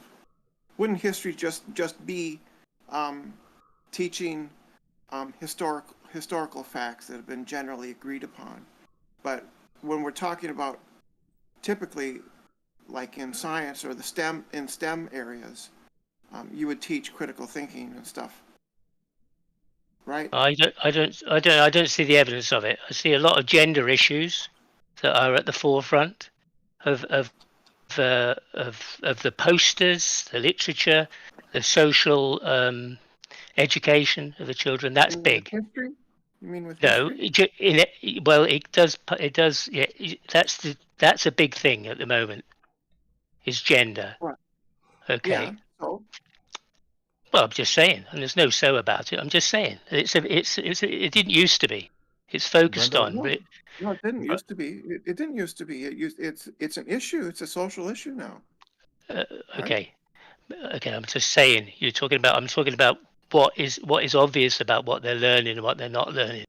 I don't see much evidence of critical thinking, is what I'm going to say. Well, right, so then another, just one more. Another teacher who is in science, right? And he pushes 3 pieces of paper across to me and says, I said, "Well, what are those?" He said, "They're her the mock exam she's done, which will guide us as to what level she's at, but we expect her to get higher than that." Okay. I said, he said, "There's physics, chemistry, and biology." I said, "Do you teach all of those?" "Yes," he said. I looked around the room. I said, do you do many experiments?" "Not really," he said. So I said, "You're just teaching her to repeat some information. And as long as she can retain the information, remember it, you'll give her a piece of paper with a number on it. And then somebody down the line will say, 'Have you got 3 pieces of paper with a 6 on?' And you go, 'Yes.' And they say, 'Right, stand in line with those 1,000 people, and 4 of you will get a job.' That's how it works." Well, no experiment, no experiments. That's not how I was taught. Right. Well, that's what I said earlier. That the American changed. system is different to the UK. Yeah, but it's changed from my time as well. I mean, we did all sorts of stuff. Yeah. So I was taught. Let me talk to you about how I was taught. I recall doing experiments, after, we would have like demonstrations and things like that. And at lower grades, middle school and stuff, we did experiments. There's various ones, like you look down that telescope, you watch certain things happen, you mix chemicals, you Telescope? do physics, you do. Yeah, I did that said too, you Brenda. look down that microscope. You verify for yourself in lab. We had laboratories. Yes, in Brenda, I which did the same. excuse But me. but, but that's not Excuse what me, my I'm daughter's talking. getting. That's I not didn't what the interrupt you. education. I That's didn't not what the interrupt- education is now. Excuse me. Excuse Let me. Brenda please, and then Excuse me. I'm talking about my experience. You talked about yours, and this is mine. And then when I got into high school, we did chemical experiments, physics experiments. We did biology, right? Where you dissect a pig, a fetal pig, right? You do physics experiments. We did all those things. So, I'm sorry if your or if the educational experience of some people is substandard, but that was a standard I grew up to. So we learned from experiments. We did things. Yeah, well, that was the same for me, and this conversation was about that. Was about how the education system is changing. That's how this began. This conversation. I'm talking about how it's different now. We're talking about the UK. We're talking about how the education system has changed and how they separate the parents from the children, so that the methods that the parents learnt aren't being used now. So there's a disconnect between the children and the parents about being able to help them with what they're learning. And yeah, I did experiments, but generally, and my daughter's not. It's not unusual. This is the general education system, the national curriculum. It's different in the UK. Yeah, well, won't they be able to say now that this critical thinking wasn't taught to their parents? Like the kids that are being taught now can be taught that this is extra stuff that their parents never had. I don't know what he's talking about. So you're saying they could do that? The education. So you're saying the education has changed. No, we're saying they're going over a rehaul this summer. Dude, so you're saying that maybe it's the problem is money. They just don't have the money to have for the equipment you need to do experiments with. No. It makes no difference what your experience or my experience was to any of this. What I learned and how I learned, sucking up an alkali in a pipette tube, that it burnt my lips to neutralize an acid. Well, my daughter's never doing it, and the majority of children are doing that. And they wouldn't be able to do that now. I mean, that would be health and safety, in playing with hydrochloric acid and all sorts of things. Climbing up ropes. But generally, you wouldn't be allowed to do that. Yeah, that's not happening. Yeah, we did that. So, but you're making a blanket statement from your local experience there in the UK. I think that in the United States, you hang on, Brenda. You were making a blanket. You were making a blanket statement about that because you have no clue about it. You're in America. I think that let me finish and then respond one at a time, please. Yeah, I think that in the United States, at least, as far as I know, it's still the old model, which is you do experiments in like chemistry, physics, and biology, right? I can't see why they wouldn't be doing that. I just told you the experience. That's what I told you about. Yeah, I was shocked. I was shocked that no, I'm not talking about America. We were talking. That's how we were talking about. We were talking about the UK initially, and I have said that the experience in the USA will be very different than it is in the UK, for sure. And it doesn't matter what you learn or what I learn. There's no bearing on, except as a comparison to what is being taught now or not being taught. Now, in higher fee-paying schools, more private education, or where you pay for your education at private schools, where they don't follow the national curriculum, they don't have to, then they're teaching in-depth stuff. You know, they're training Or the they- leaders. They're training the leaders of the country, of industry. They're Or not they- doing that in the general education system. They're teaching the you're saying- livestock. Yeah, so you're saying there's a class difference in the UK. Yeah, I mean, I don't know. It's class now. It's money. That's mostly what I'm saying. I'm sure that exists in the United States too. I'm sure that very poor school districts in the United States are not able to buy lab equipment, are not able to afford all the things that, say, wealthier school districts can afford, and so the teaching is less than optimal, right? There's a level of corruption too, and this is anecdotal, so I don't want to apply this to the entire school system. But like I said, my ex-wife was a teacher, a science teacher in a charter school, and they were getting these grants for equipment. They were supposed to be spent on like scientific equipment, things of that nature. And instead of spending it on that equipment, the principal bought like a bus for the school that they never used. They bought like new furniture for the teacher lounge.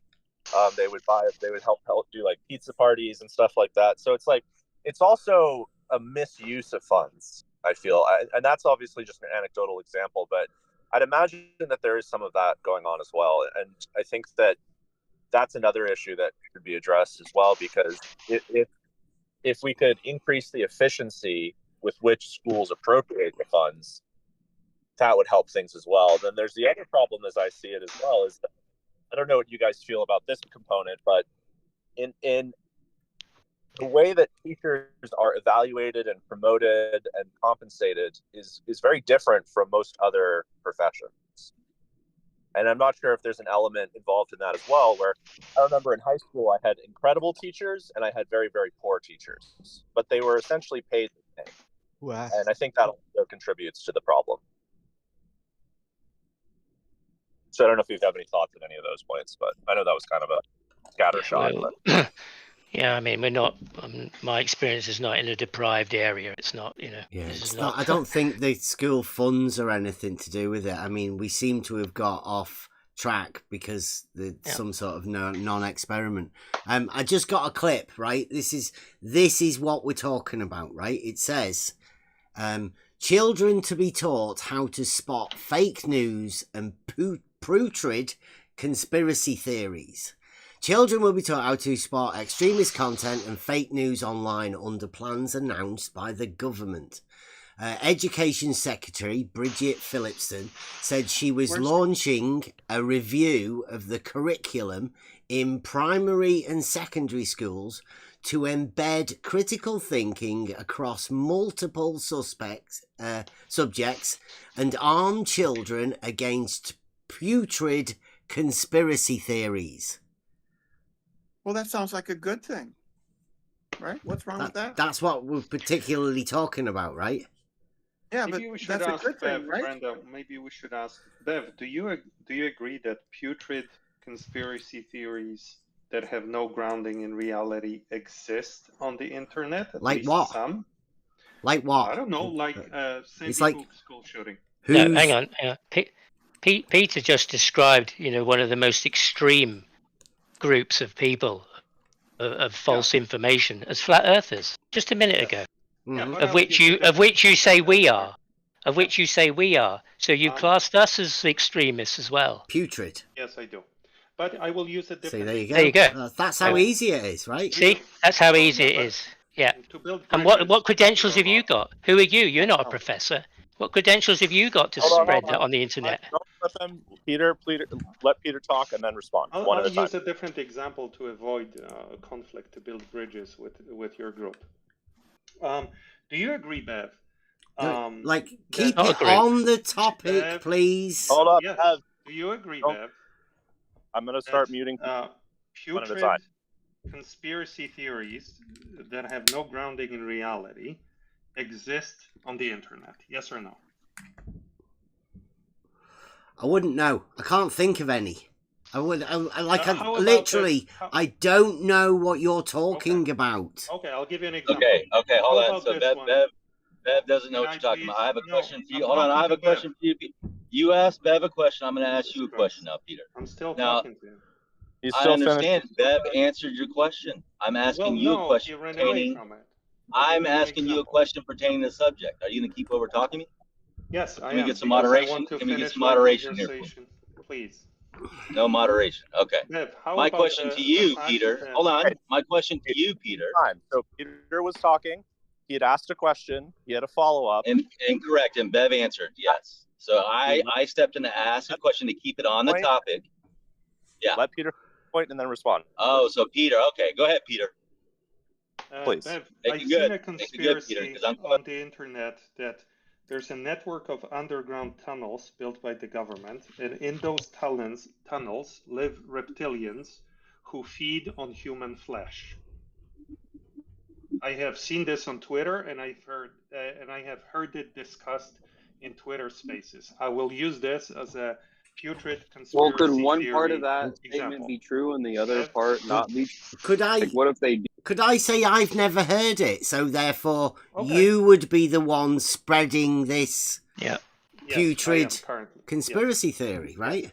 Now, would it be reasonable? So could you be involving me in this? Because I never had a clue of it before. It's possible. But as Brenda said, could it be valuable to at least some children to be taught by their parents or by the school to detect such obvious nonsensical How many times idiotic are you going to ask stories? the same question, Peter? You've already got his answer. Response. Now can I ask you a question, Peter? No, not You've asked him the same Bev? question 3 different times. Okay, yeah. Peter, let Norman end, and then let continue your point of question. Yeah, thank you. Now, Peter, this question is for you. Now you can talk some more. Your favorite thing to do. Do you think that this conspiracy theory stuff is worthy enough to make it onto a curriculum that is taught to children as considered education? Do you think it's worth the time to talk about such things? Or do you think they could talk about actually, things that occur in reality instead of nonsense? What do you think? Thank you for your question. I think I remember growing up in a world where this kind of flood of information did not exist. But now when I look at what's happening on the internet, I think it would be useful to spend some time in maybe social studies or something like that in high school to teach children how to evaluate the information that they see on the internet and how to filter at least the most obvious fake information from something that could at least potentially be true. I think I have a follow up. I have a studies. follow up to that. Yeah, go ahead. So, I agree. NORAD, you may not be aware of this. So I've given interviews to several news outlets in other countries and many major outlets in the United States about. No, I didn't. You media. also told me that you read That's mine. okay. You also That's said okay. that. So it's about media misinformation or lack of media literacy. And at this point, we have so much media illiteracy that people believe that Trump really won the 2020 election, or that there is a literal hard Yeah, here force you are field talking around about it. Earth. Yep. And here you a are lot of talking people, about it. It's admittedly a fraud, bro. Like, a there's lot of videos people, of it being a fraud, bro. Like, why are you denying that? there are not. So the lack of understanding and the degree of misinformation out there, yes, apparently has caught people defenseless. A lot of boomers were not prepared for this and wound up, being sucked into things like QAnon.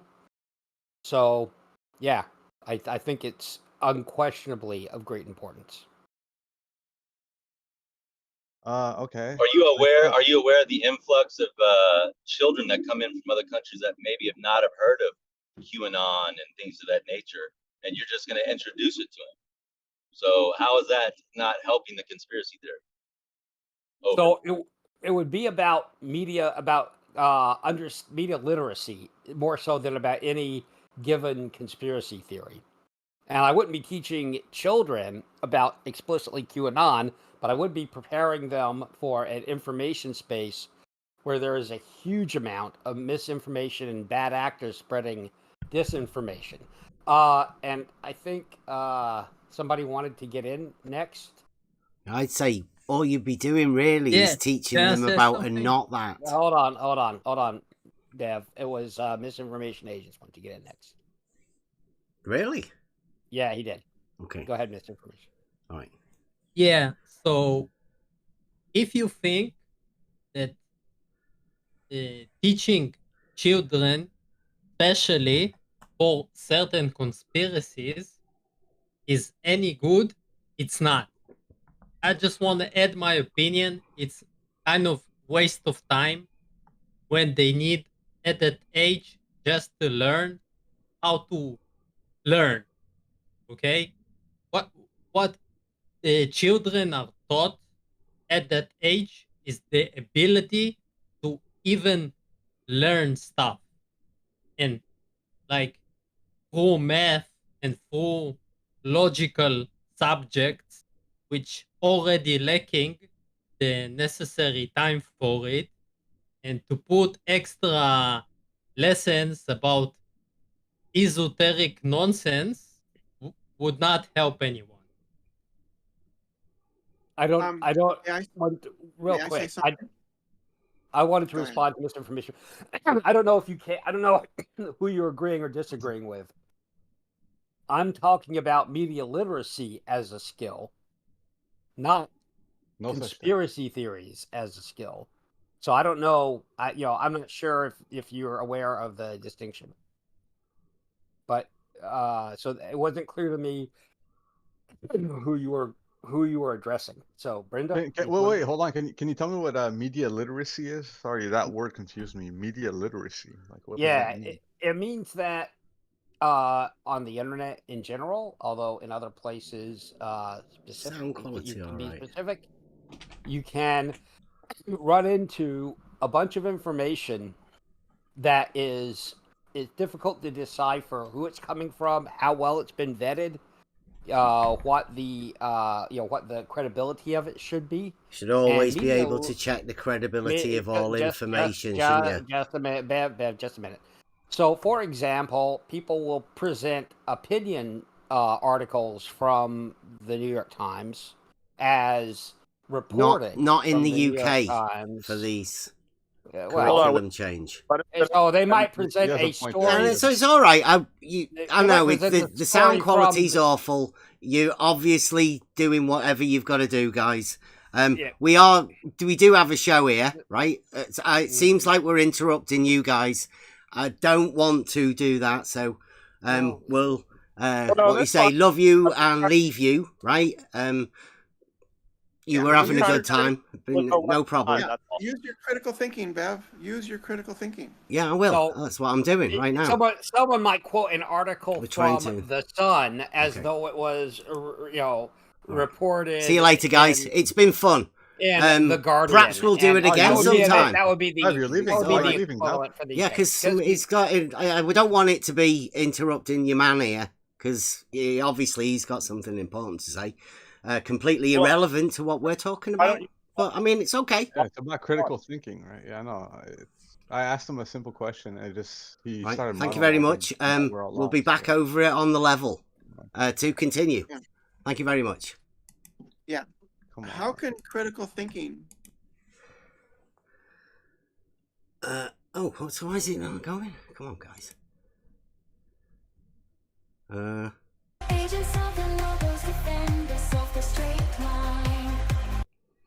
And welcome back. Yeah. Yeah. Obviously, that they was, do what they always do, right? Sorry about that, guys. It was good. No. Yeah, I was just about to jump in and say, hello, reminder, Bev's doing a live show. Yeah, because they were definitely cutting us out of it, right? Just wait a minute, Bev. Yeah. Wait a minute, Bev. Yeah, cutting Taking you us, out. derailing it. Yeah, so it was time to go. Right, so we're talking about critical thinking and like how the education system is going to implement this sort of thinking. And it's obvious that, you know, certain people want to push what they have in their mind, right? And that's not what critical thinking does. Critical thinking is not educating people in the way that the education system works, in my mind. So I don't know how the education system can actually implement this critical thought thing. I don't know how it can happen. I don't either. Can I make an observation, though? Yeah, go on. It was interesting to me that when you brought up critical thinking, there was no one in that room. I counted, it was close to 25 people in that room. Yeah. No one mentioned being able to logically look at, objectively logically look at something and approach it from a first principles or logical reasoning perspective. No one, not even did anyone get close, sniff that kind of thing. Because to me, that's what critical thinking is. Yeah, that's what right? That check sheet I've got, right? Yeah. I'll just give you a few of them. It says, who benefits from this? Who is this harmful to? Who makes decisions about this? Who is most directly affected? Yes. Who have you heard asking discuss those this? questions? You know, like all of those. It's loads of it. What? Where? When? Why? How? Questions. That's all to logical ask. reasoning. Yeah, logical reasoning to anything that you hear. But even I found it interesting with Peter because he and I, excuse me, had a little bit of an exchange, a civil one, in the chat, because he had posted something about this Soviet person that turned in his dad, and his dad was killed in Soviet, I guess it was Soviet Russia, or maybe it was Poland, I'm not sure, and that then his family was summarily executed for killing the kid that blew in his father. So he and I had had a brief conversation about that, and I asked him because he said critical thinking was good. Brenda was saying this critical thinking thing was good. Yeah. Right. But no one seems to be able to see the point that if government is the one stating or telling the kids what is or is not misinformation, then they're the ones setting up the rule. It's not about critical thinking. Yeah. It's about teaching the children what the government wants them to make a decision on, and that will lead to people like I was trying to explain to Peter. In my opinion, that will lead to people like that kid that blew in his father, right? Whether anyone thinks that's right or wrong, that doesn't matter. The state initiated that in Soviet Russia and in all sorts of communist countries, and that's what I see happening in Western society now. Is it doesn't matter. We don't want you to critically think because we need you to accept what the government says is critical thinking or is misinformation or any of that kind of stuff. So why? So that you can keep it at arm's length? No. So that ultimately you can blow those people in so that we can take them to task and we can straighten them out. We can re-educate them, in other words. That's my observation of it. I don't know if that jives with what you're thinking on it. Yeah, this is like sort of my story, right? The best I can think of this, right? I came into this entire arena like unaware, just as a normal person. Logos has taught me lots of lessons, and this is one of them, right? That when I came into it, somebody started accusing me of ridiculous shit. I may have wound them up a bit, but that drew me in, right? And I realised at that point that I had no model. And worse than that, I'd never been taught anything. So they were coming up with radiuses and all of these functions and facts and stuff, and they were telling me that. So I had to, at that point, use critical thinking, right?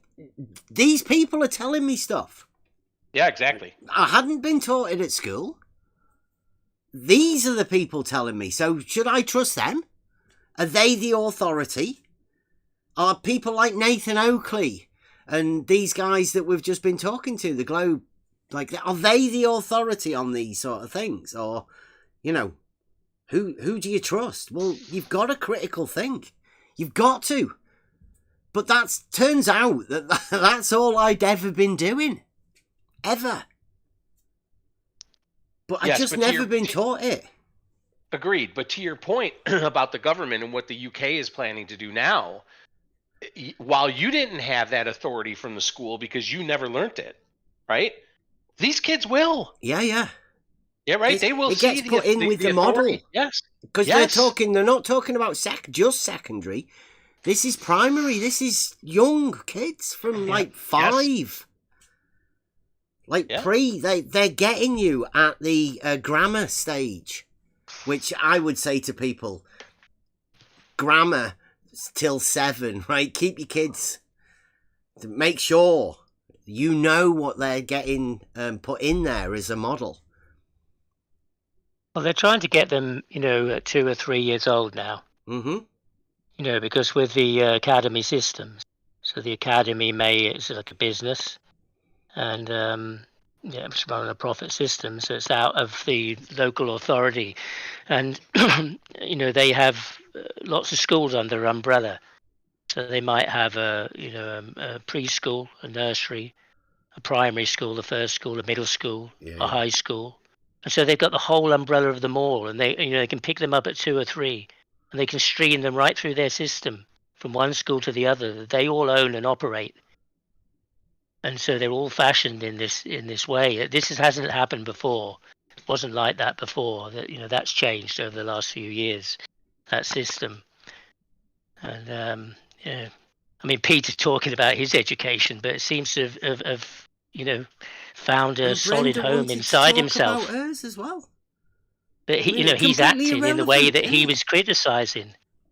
Yeah. Of he's saying that we are flat earthers and we are the worst of the conspiracy theorists on the internet that he knows of. And that sounds very like communist type. Let's clamp down on stormtroopers kind of stuff. Yeah.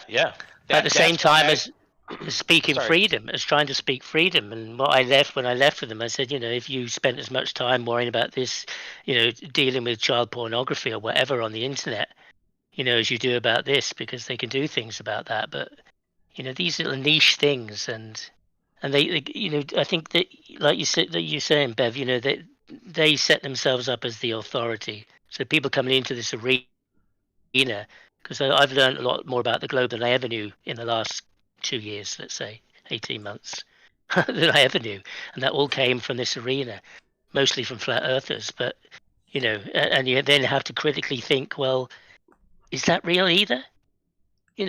What is true? Because Brenda acts like some kind of authority and telling people, and a lot of them do. Mm-hmm. They want to rumpus the whole thing, some of these words, jump on people and act like they are the authority. They're the ones with the wisdom and the knowledge. They are the right ones. All the rest of the people are just conspiracy theorists or lost or stupid. So for a lot of people, there's a need for. I've got it wrote on the board, right? I'm going to get the Bitcoin off Dave Weiss, right? And then we're going to open up on the level global. And we're going to be doing, I've got here, the home of Try Thinking Academy, right? And open up the Try Thinking Academy on the level global.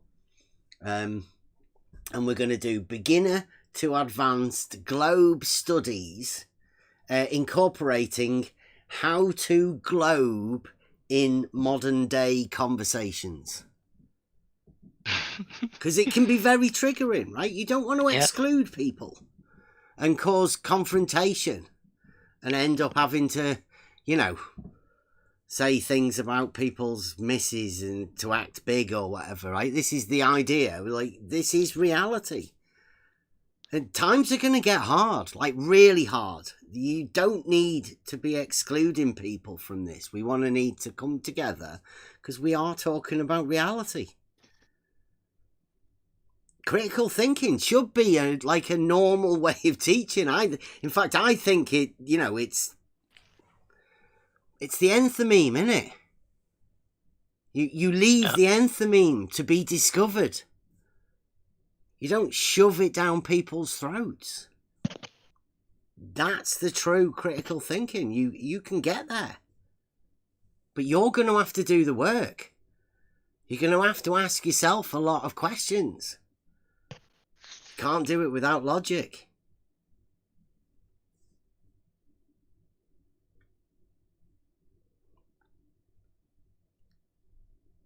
And I'm serious about that because, I mean, look at all of the confrontation. They're trying to inject it into religion now as well. If they start putting it into schools, we're going to have to put, you can't have these contradictions being taught in the school and have, people. There's got to be a way to incorporate reality into this.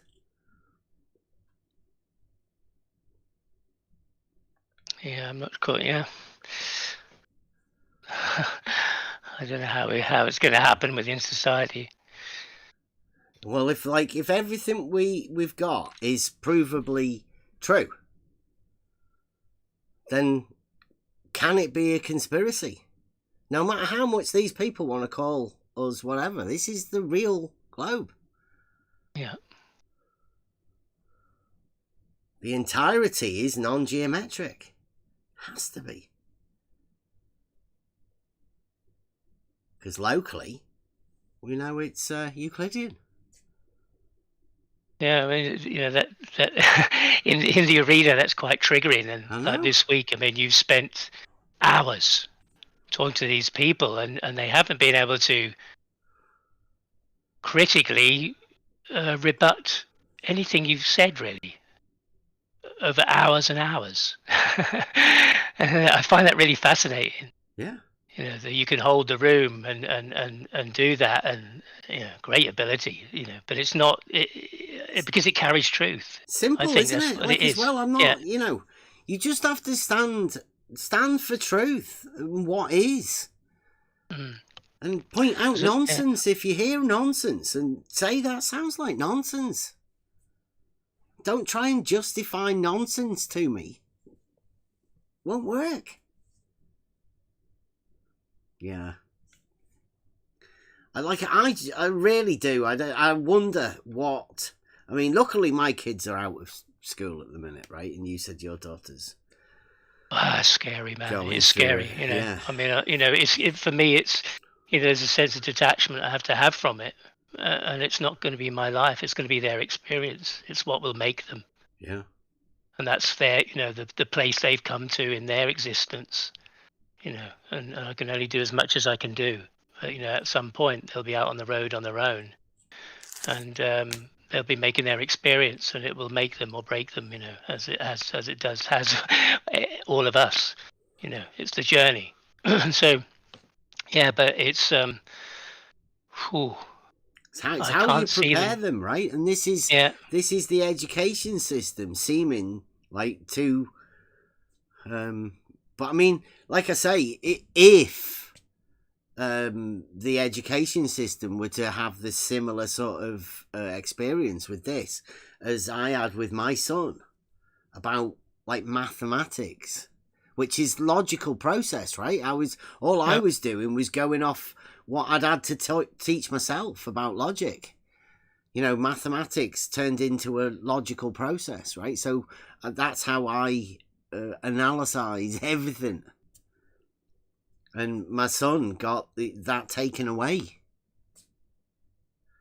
Like, because literally, it's really hard to get him to work through anything now. Yeah. Yeah, I mean, I have resistance, with mine, It's because not easy, isn't it? of this. Yeah, that's what I was trying to say about this gravity thing that she was taught.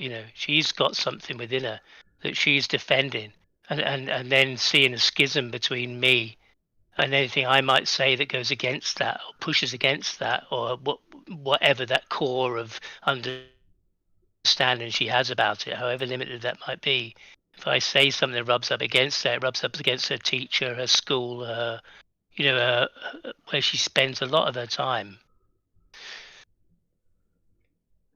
Well, I made a point once I knew what, the things that we say, how triggering they were.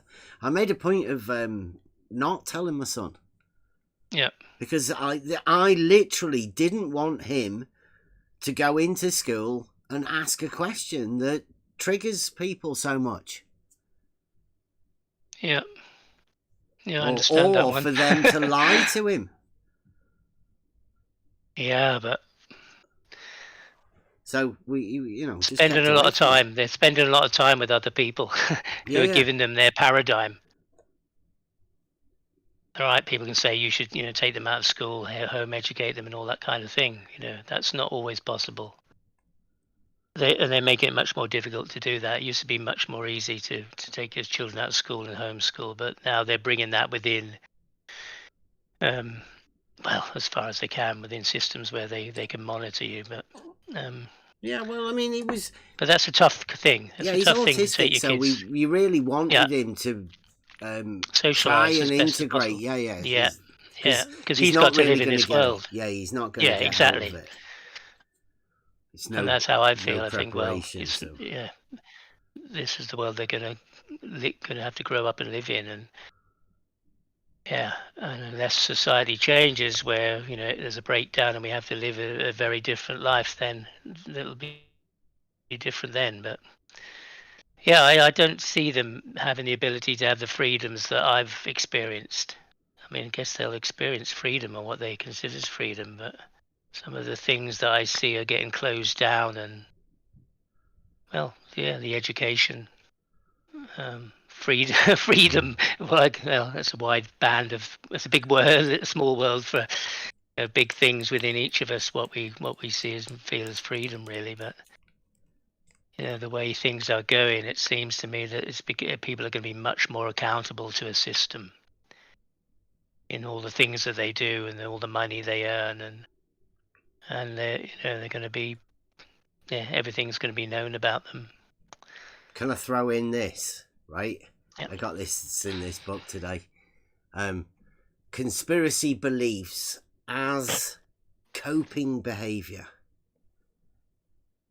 Right, since you're taught countless contradictions, right, and the education system it's taught you to be able to compartmentalize them, right? So you're unaware of them.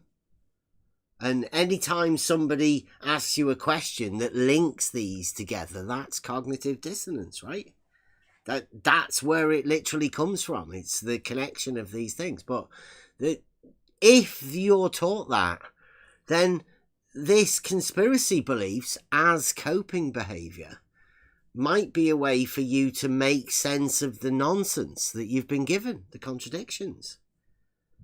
So they might actually be generating these conspiracy beliefs. Plant a distraction as a coping mechanism, right? For you to order your mind in some sort of a way to incorporate contradictions. Yeah, I mean, this is how we're. This is what formulates a lot of our being, isn't it? As we grow from our education, our parents, they have such a deep influence on our lives. That you can put good in, you can put bad in. So anything can be taught, any system can be planted there. As the belief system is built on a schema, as Buster was talking about, that creates that. It can be can be a total illusion. Yeah, a lot of people's lives completely are make illusion. that yourself, right? Yeah, you construct but a lot of it. people. Yeah, it's your globe. Yeah. And that's when you're talking about critical thinking. Those are the things I look at within myself to check. Is this reality? You hear something, somebody tells you something, and is that real? Can I substantiate that? Does it mean anything to me? Is it of any use to me? Is it important to me? Is that a time of life thing, right? Is it because you've Possibly. got a bit more time to spend, right, to slow down? Because everything up at certain times hectic as anything, right? You've got all of these pressures and stresses, particularly going through the education system, you know, like up until and then you've got young adults starting jobs and getting into the workforce with all of the dreams and stuff about houses and cars and stuff. Yeah. Yeah, so I guess that's when you become that crazy old bugger down there, you know, because you have time to maybe to think about it more. But you know, that's where I look at have critical thinking about, and I know a lot of people don't. A lot of people don't have time. They haven't even gone through a process of even understanding that it even exists. I think it's that people are living an illusion.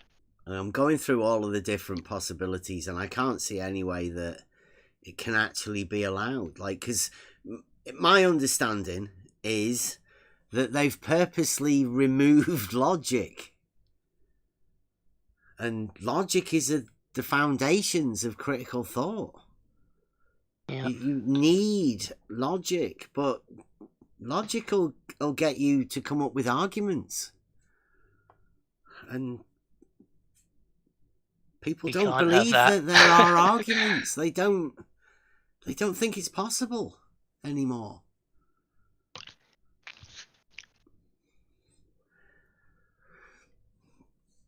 Yeah, there's some hard times coming, because I really feel that the dislike of logic. I mean, now they'll say they have the logic. Yeah. Well, we heard it over there a little while ago. Really, you know, they own the logic, they own the critical thinking, they own the knowledge. Anybody else is just crazy, and both sides do it. You know, you play Nathan Oakley doing the same thing to other people. It's just different script.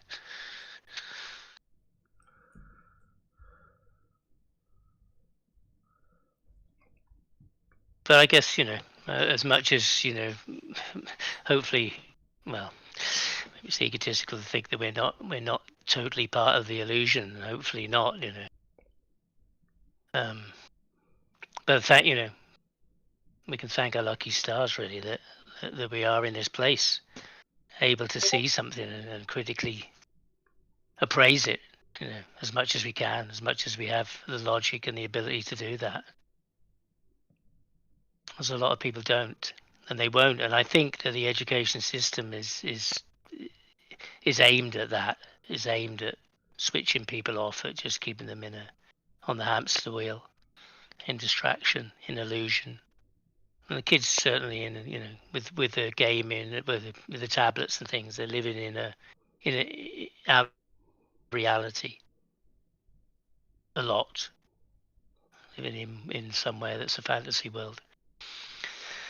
So they're being trained. You know, that's maybe the first generation of humans. Well, maybe not. Maybe this happened at another time too. But you know, this wasn't like our childhood or our parents' childhood or grandparents' childhood to be educated through this digital system. Really, you could literally take away logic in one generation. Standardize it through the education system. Yeah, and since you the first, you mainly, but you know, over here on the level that got me to look at that. When you said, you know, logic was being taken out of the education system, I started to look at it and wonder about it and think, yeah, is that the reason that they are only teaching Hitler, the Weimar Republic, the Cold War, and Romans as the basis of who you are, where you came from, where we came from, any history.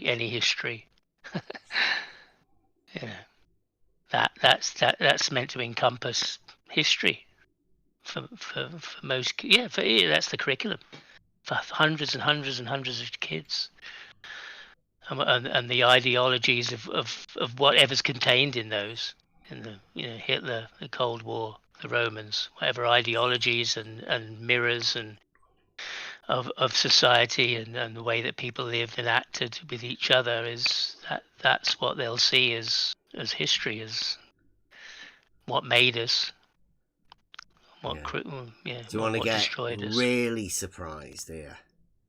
Oh. The only one truth in all of this is going to be perpendicular, the cross.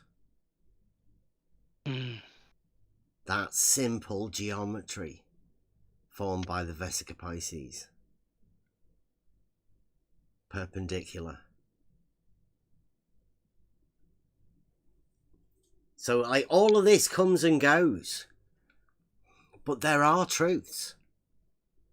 You're never going to get away from them. So you can only get there through logic. So if they're literally trying to destroy logic, where does that leave us? Where are we at? We've got more. Yeah, we've had many of those discussions this week. Endless discussions about horizontals. Emma, oh, please. I take it. Who is it, sorry? I think that's Maud in the Okay. chat. I'm pretty sure we've been over here already. I think he wants to come in. Yeah, people insistent that there's no perpendiculars, there's no straight lines, there's no horizontals, or limited horizontals, many limited or that horizontals. Logical connection that you can have between the perpendiculars. Yeah. Right? That can't be true, right? That's wrong. Yeah. That's a lie. Yeah. Who's going to be the ones to say what is and isn't misinformation?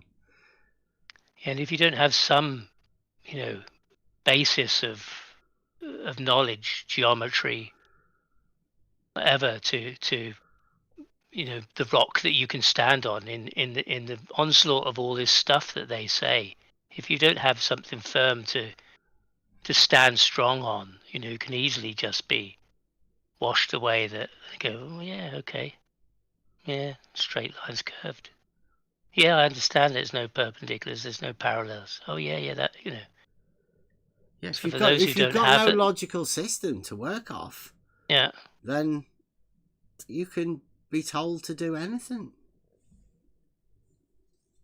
Yeah, but of course a lot of that is taught, through geometry. That logic is there without it being taught as logic, in a sense. The processes bring you to that logical way of thinking. Well, logic is inherent in it, isn't it? Like, yeah. But it's not like we're going to have a logic lesson today. It's geometry. It's not your traditional logic, isn't it? It's like mathematics. It is the foundational key of mathematics, all of this stuff. But it's not considered mathematics. It's not considered logic. It's fundamental, isn't it? It's much more than that. You can't just put a name to it.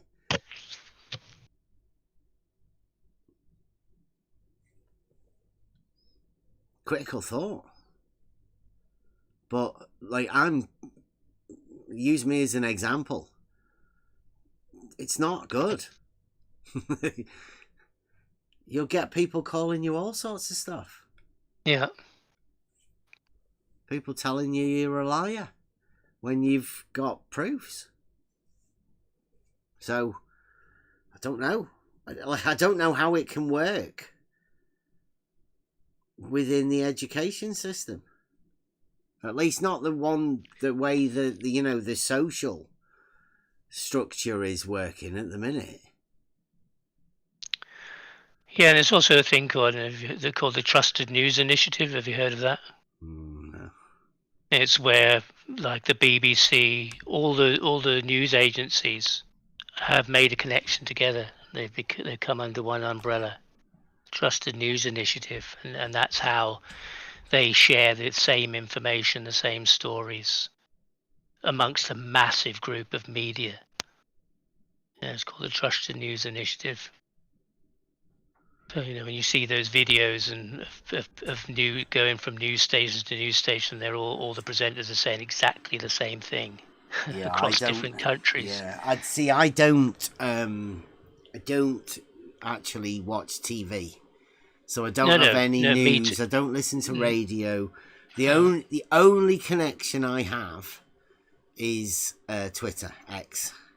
Yeah. And that's just briefly to look at, right? Just to go over mainly for the UFC.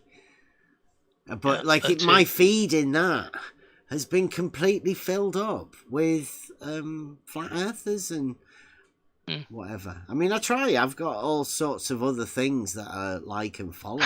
But You've trained the algorithm. Well, I mean, it's followed me. Yeah. Because of this group of people that want to point fingers and tell me I'm something that I know I'm not.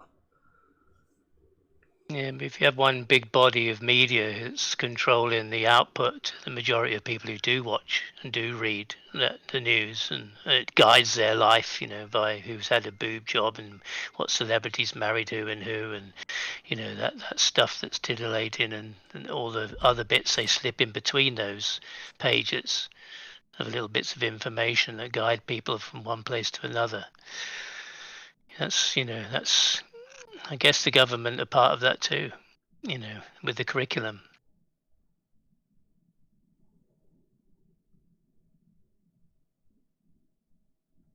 So scary times. It's moved really quickly, it seems, as well. In the last few years, it seems to have, or at least it's more apparent somehow. That's how it seems, that it's moving rapidly, this change. This social change is moving, and maybe this is what the Great Reset is. This rapid change to a new paradigm. Yeah, I think so. I think the way it's going for me is that, they need to trigger events.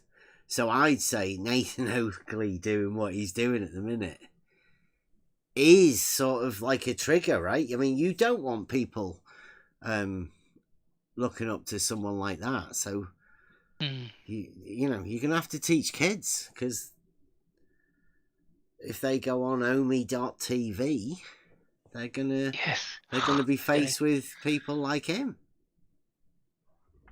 Need to be warned about it. Just trying to shock them, trigger people. The ones that you see are the ones that are the ones overage. But I mean, does he swipe left on all of them? Does he have the conversations? Who knows? Well, when he's editing 45 minutes down to 20, 25 minutes, there's a lot of content that nobody gets to see, and you never really get the full story. You just get what he wants to represent and give to people. The story he wants to give. As much as everybody calls me whatever, right?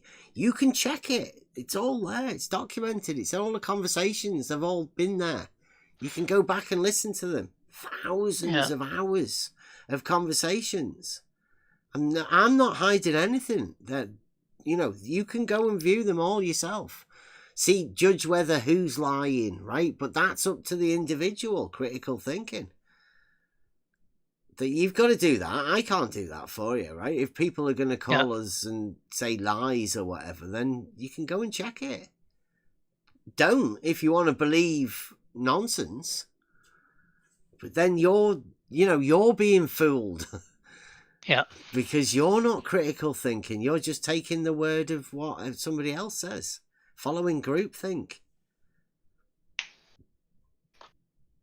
I thought it's sort of what we're doing here, right? The idea, I like it even more. I'm going to take Dave Weiss's Bitcoin and start up Try Thinking Academy. Do global studies. People need to know how to incorporate reality and globe together. You're gonna be, if you can't, then you're going to be in an awful state. And you don't want to be teaching that to children. Imagine having that as your starting block. This mass confusion.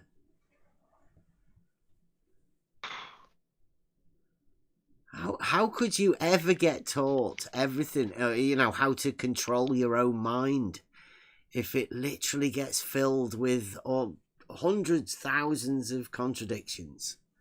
It reminds me of that screw tape letters.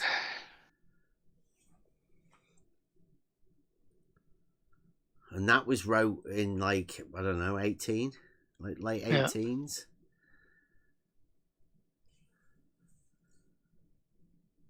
Is it C.S. Lewis? I don't know. I don't know how old. But, this sort of stuff's been going on. But it's up to the individual. Don't take my word, right? And we know that this sort of thing, it's not for everyone. It's not for the masses. Because there's a certain group of people that like to follow the herd. Hey.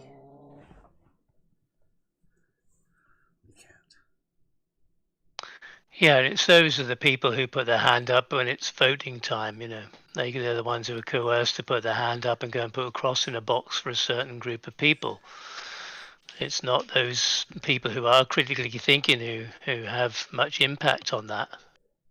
Well, it's the massive numbers they need. There was more people that didn't vote. Yes, now maybe than what did. By quite a lot more. There was a lot more people that didn't vote than did. Yeah, often it's if that's a sign, yeah, then but it's not counted because there's no vote, so you don't get to hear about that. But there's a lot of people that know that doesn't really make any difference, does it?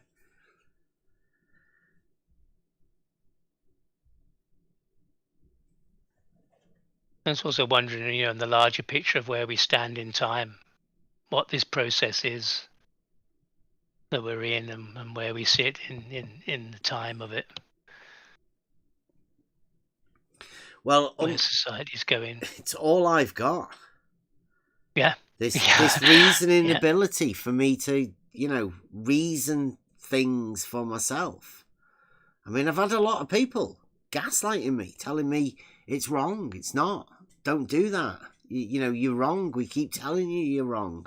But I keep checking and I keep coming up with that I'm right.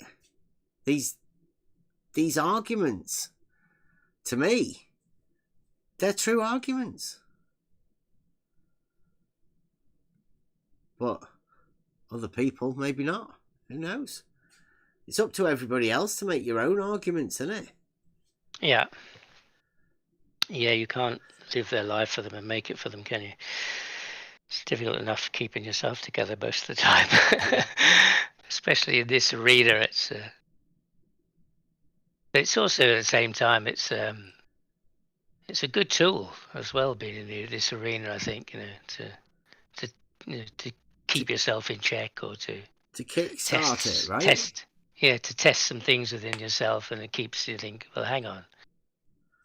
Because I listen to some things and then I just listen and hear some things and then over some time evaluate their worthiness and whether they're any use to me at all, and how do I think about those? Do they fit into my reality? Is it important? Yeah, so that part of it's quite interesting, and is like a tool for keeping sharp about some things. And learn new things, or just awaken the things you've already got. Parts of yourself that are there that get unlocked. You remember about things you remember that you actually already knew, even if you don't remember learning it.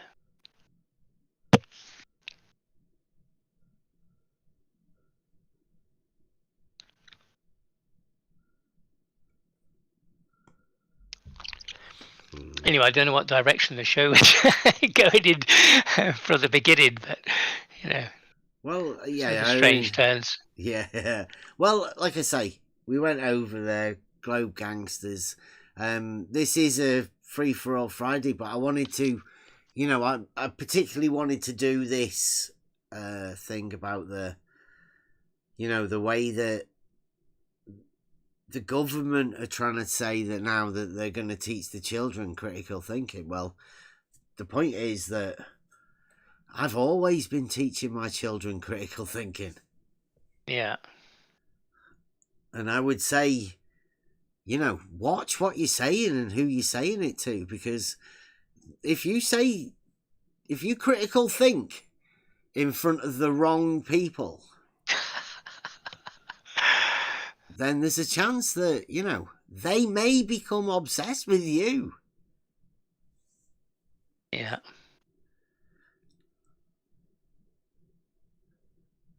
And I guess I was lucky enough, right, to discover, lucky, unlucky, whatever circumstances, to realise that I didn't have a model, right? And when I was challenged, at that point, I realised So nobody's taught within me this anything. arena when you came into here that you considered models and then realised that you didn't have a model, or was it something you were aware of before in the terms of models? Twitter, right? So I started the Twitter Try Thinking account because my son, right? Obviously, I need to know a way to help him prepare for his life, because he's been in school and he's been in college, right? He's not really integrated because he's autistic, right? So although he's been in the schools and all of that, I guess he's been on his own a lot. Yeah. Well, as we all are, anyway. And Yeah. I guess I can relate to that as well, because I was similar. So I had to find a way to prepare him for modern day life, because knowing he's autistic and his way of thinking is very logical, right? And he'd say truthful things. So I need to know how bad it's going to be, really, for him. Saying truthful things to people, and turns out, it's pretty bad. It's pretty bad. Saying certain things to certain people, whether they're deemed true or not, doesn't matter. Within a logical, geometric framework, it doesn't matter. Just stay away from it. That would be my advice. This entire Earth-shaped shit, just keep out. There's nothing logical. If you're going to try and think logically about anything, stay well clear about this. Don't even consider it. It's obviously not flat.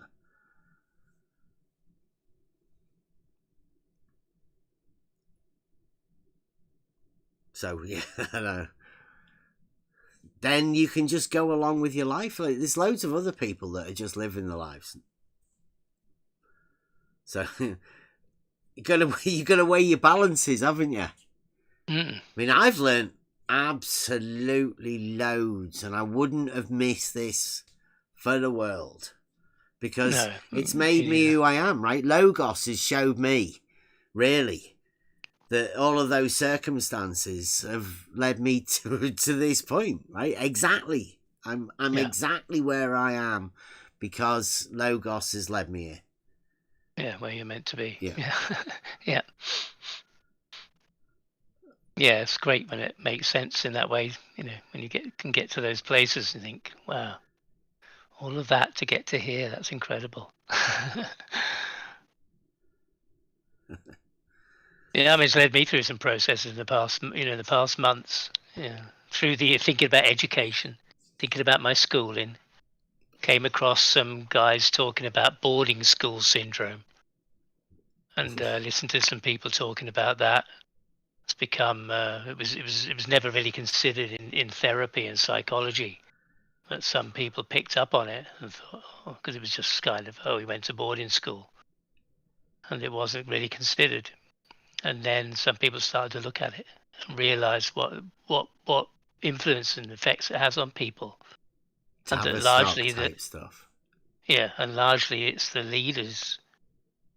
So there's a guy who talks about wounded leaders. So those of the rabbits here's elite, those who are taught to run the country and be the leaders of industry and governments and the systems, those who had a higher education, they're suffering in through the trauma they went through leaving home at a young age and going into an institution, basically like a care home, and having all sorts of things go on. I mean, maybe it's changed a little, but a lot of so they looked at a lot of the leaders and can see the traits within them that of things that happened and the disassociation that goes on, because you have to deal with your emotions. You've got nobody to, well, largely that's what's happened. That young children sent away to school and they haven't got their parents, they haven't got their family structure, so they learn to disassociate their emotions in order to keep in control of them, because being homesick and things are seen as weakness, and it's a thing that people bully you for because it reveals their weakness. They don't want anybody to show it. It's like a human condition, isn't it? Like, Yeah. And the internet or whatever's showing people's true selves. Yeah. And it's, I think, 2024, it's almost as if everybody's been given free rein to do whatever they want. I don't know whether the internet is sort of bred that, like we were talking earlier, right? People feel that they can just have the right to what used to be slander, right? But they think nothing of it nowadays. Yeah. I mean, with Nathan, he comes all big. I'm 6'2", built like a brick shit house, but I couldn't see him handling himself in real life if physically, in a confrontation, because some people are gonna really get upset with. I can't see. He can't talk to people like that in real life in public. At this meetup, for instance, can't see that he's going to get away with that for too long before people get physical about it. He does say he's into drama, right? Could that be an act? Like, does he have that ability to do that? Because it seems strange, right? Either he's mental, crazy, or he's actually like that, right? Which is sort of similar to the mental crazy sort of thing, or he's acting. But I mean, if he's acting, what's the end goal play? Because I mean, if he's acting, then it's going to lead to something, right? You don't script these sort of events without it leading to something. Yeah, you can't control that part of it. Unless you're in a studio and you're removed from people, then you can control the script in a sense, or the outcomes that doesn't affect you personally. Nobody's going to come to his door in physical real life. He won't be able to control the outcomes. If he starts swearing, calling about people's wives and what have you. I'm sure he's seen that on Omi TV already. Yeah. Well, yeah, I don't know whether any of that stuff's rubbing off on him. Because, internet tough guy comes to mind, right? Yeah. Yeah, I mean, he has grown in confidence in it in the way that, when I first saw him, I thought, well, he doesn't act like this. He doesn't do this on his show. He's kind of being a bit soft. But gradually over the last 2 weeks, he's got more confrontational, more kind of confidence about his demeanor has changed. Sitting forward in a chair, getting a bit aggressive.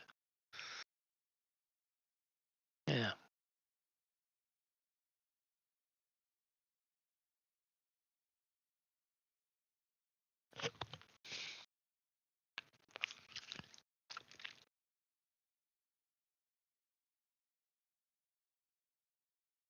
Sorry, just trying to make a brew.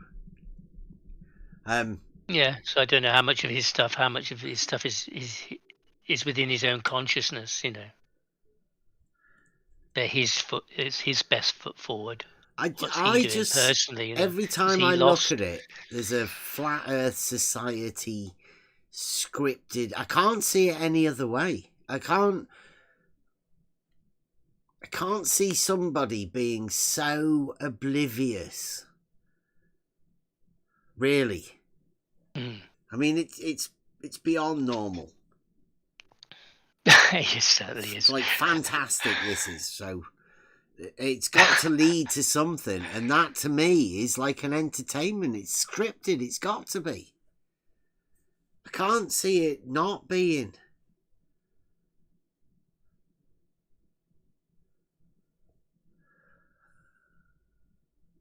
They're inside Nathan's movie. Yeah. Yeah. Well, I mean, aren't we all we're in an arena where we're scripting our own things. And to me, like, this whole thing, it's fascinating. I've learned loads. The logic, I mean, it was there before, but it's just been honed, like the conversation with everybody that's around here. Every bit of it. It's a gaining process. There's no lose to any of this. It's just these other people that they don't want to join in, it seems. They want to try and put it down, but you can't. You can't take anything away from me, because I've only gained from all of this stuff. Every conversation. Yeah, I mean, you've gained some deep experiences through this. I can see that. It's interesting, how these conversations go. And then afterwards realizing, you were headed that way all the time. That was clever. Because you gained the knowledge. You kind of know what's going to be said next, and the grounding of what you've learned. Yeah, if it's the enthymeme that's the the teaching method, right? Then you're going to find it yourself anyway at some point. Yeah. And then you just pick up the baton on your own. Yes. And the beauty of it is that like the moment you pick it up on your own, then it's yours. You've not got it from anywhere else. You've done it all by yourself. Yeah.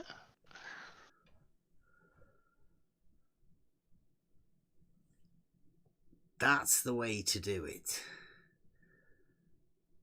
What's Caveman talking about? So did Maud come in? I haven't looked at the list. See who's in the room. No, I'm not seeing him come in. He sent us another message.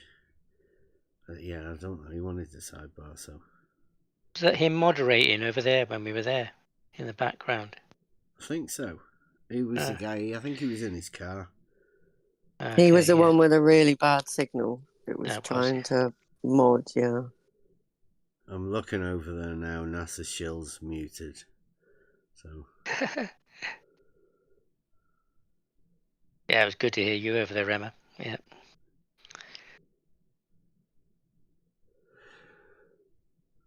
Yeah, that was good. Yeah, strong female voice is rare, very rare. This sort of stuff, it should be able to take us out of this arena, but those guys kept us in it, so it's better that we come out of it. So, in order to just highlight I don't know. To me, this has always been about logic. It's not about the shape of anything. It's about you being able to prove stuff to yourself. And that process that you get, it's not something that you can keep a secret. It's nothing you can charge anybody for. This is like logic. And, I don't know how to teach it, really. other than to go through conversations. Because if you don't come up against these hurdles, then sometimes you don't actually have the initiative to question things. Really, I think you need to be shown an absurdity that really gets you working on it. An activity. It's a mental activity, isn't it? Yeah. The absurdity is like, I mean, it may sound like a joke or whatever, right? Because it's absurd. It's nonsense. But then you have to work out why is it nonsense? Some people have a natural ability to just sort of say that's nonsense, and I don't even need to consider it.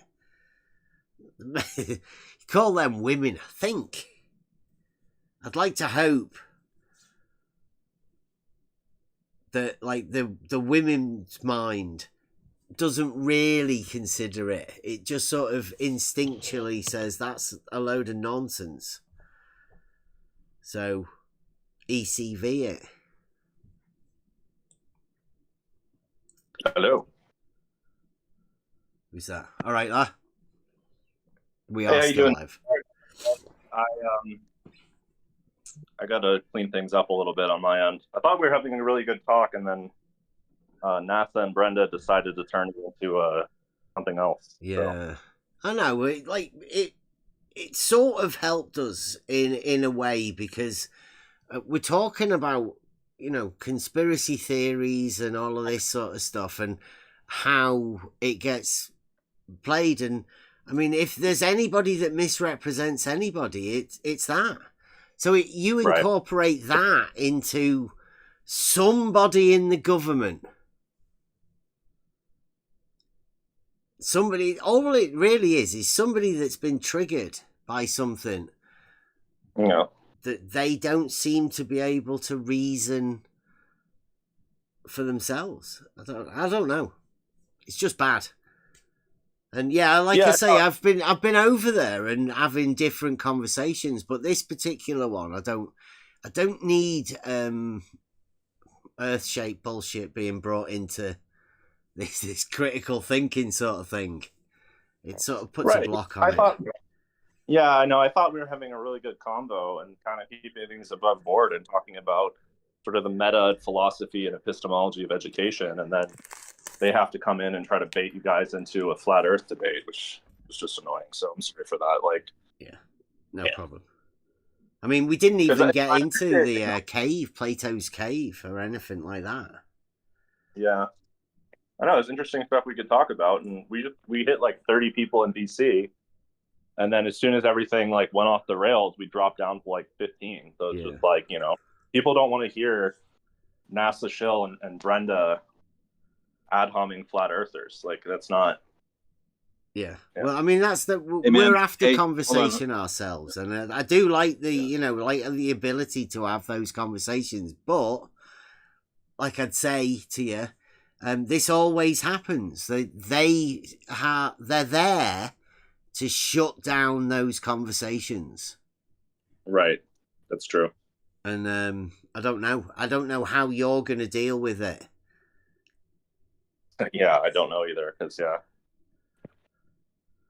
and then I was at a doctor's appointment, but I guess I should have like moderated to stop Omnivore from going into monologue mode too. So.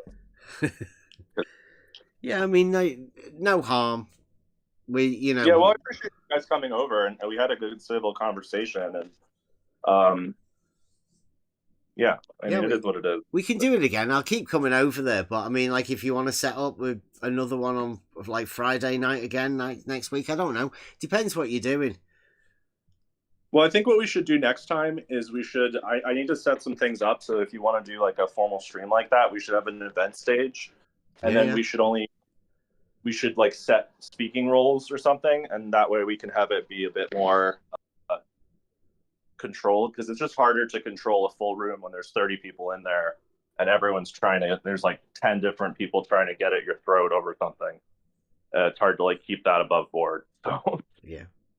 We can work with anything, but we have we've done this before, and eventually these powers that be, that perhaps even started it already, they'll start boycotting. Gotcha. Because we're around there. So I mean, there's a balance between love and hate, let's say, that you're going to have to do a tightrope walk on. Yeah. Sorry, I'll just do what we do. And I am serious about this globe proof, right? I mean, they can call me whatever they want. They can lie and say whatever they want. But, I mean, there is a real globe. And I'm going to prove it to Dave Weiss. Because it's needed. People need to know how to be able to talk about reality without triggering each other. Yeah, that's fair. And I don't intentionally mean to trigger anyone. They just seem to get really upset that I'm not saying what they want me to say, but I can't because I'm reasoning what I do. I don't know. It's pretty strange. Can I ask Mortawan a question if you've got a minute? Yeah. Go on, give me a chance to make a brew. Yeah, so I don't know how much you've listened to any of what we've discussed here, or if you've gone back to any of our former, YouTube streams or whatever, but I wanted to get your thought on an ancient word that we found here that the Stoics used to use called epohe. Have you ever heard of it? No, I've never heard of that before. So epohe, it's spelled like you'd spell epoch, right? E-P-O-C-H-E. Accent on the E, so it's Greek, so it's epohe is how it's pronounced. And as we were looking at these, like things like Plato's cave and stuff like that, it was really interesting that word, and the Stoics used to employ that as I read about it anyway, which is it means the withholding of judgment, right? It's I think it's what you'd call, what Americans might call milquetoast fence sitters, right? In a way, it's like people that aren't going to come down on one side or another because they have a different view of whatever that topic might be, right? So it's like it's like epohe on, like you throw your hands up and you just go epohe, like I don't know, but I'm not going to come down on your side because you want me to, and I'm not going to come down on your side because you want me to. But it seems like no one will. It seems like there's a sect or a group of people that don't want people like us to have that stance. And I suspect maybe in the ancient world that was also the case, right? I ponder that in my mind. Like what are your thoughts around that? And do you see that not just in the flat Earth globe thing, but just like in dialogue in general today? No, I see that a lot, and the reality is, and this is kind of the conversation that I was trying to have before it got kind of derailed, but I think that there was something to what I think it was Bear was saying that, or Elder, or what do you go by? Bear, Bear? I don't know. Elder Bear.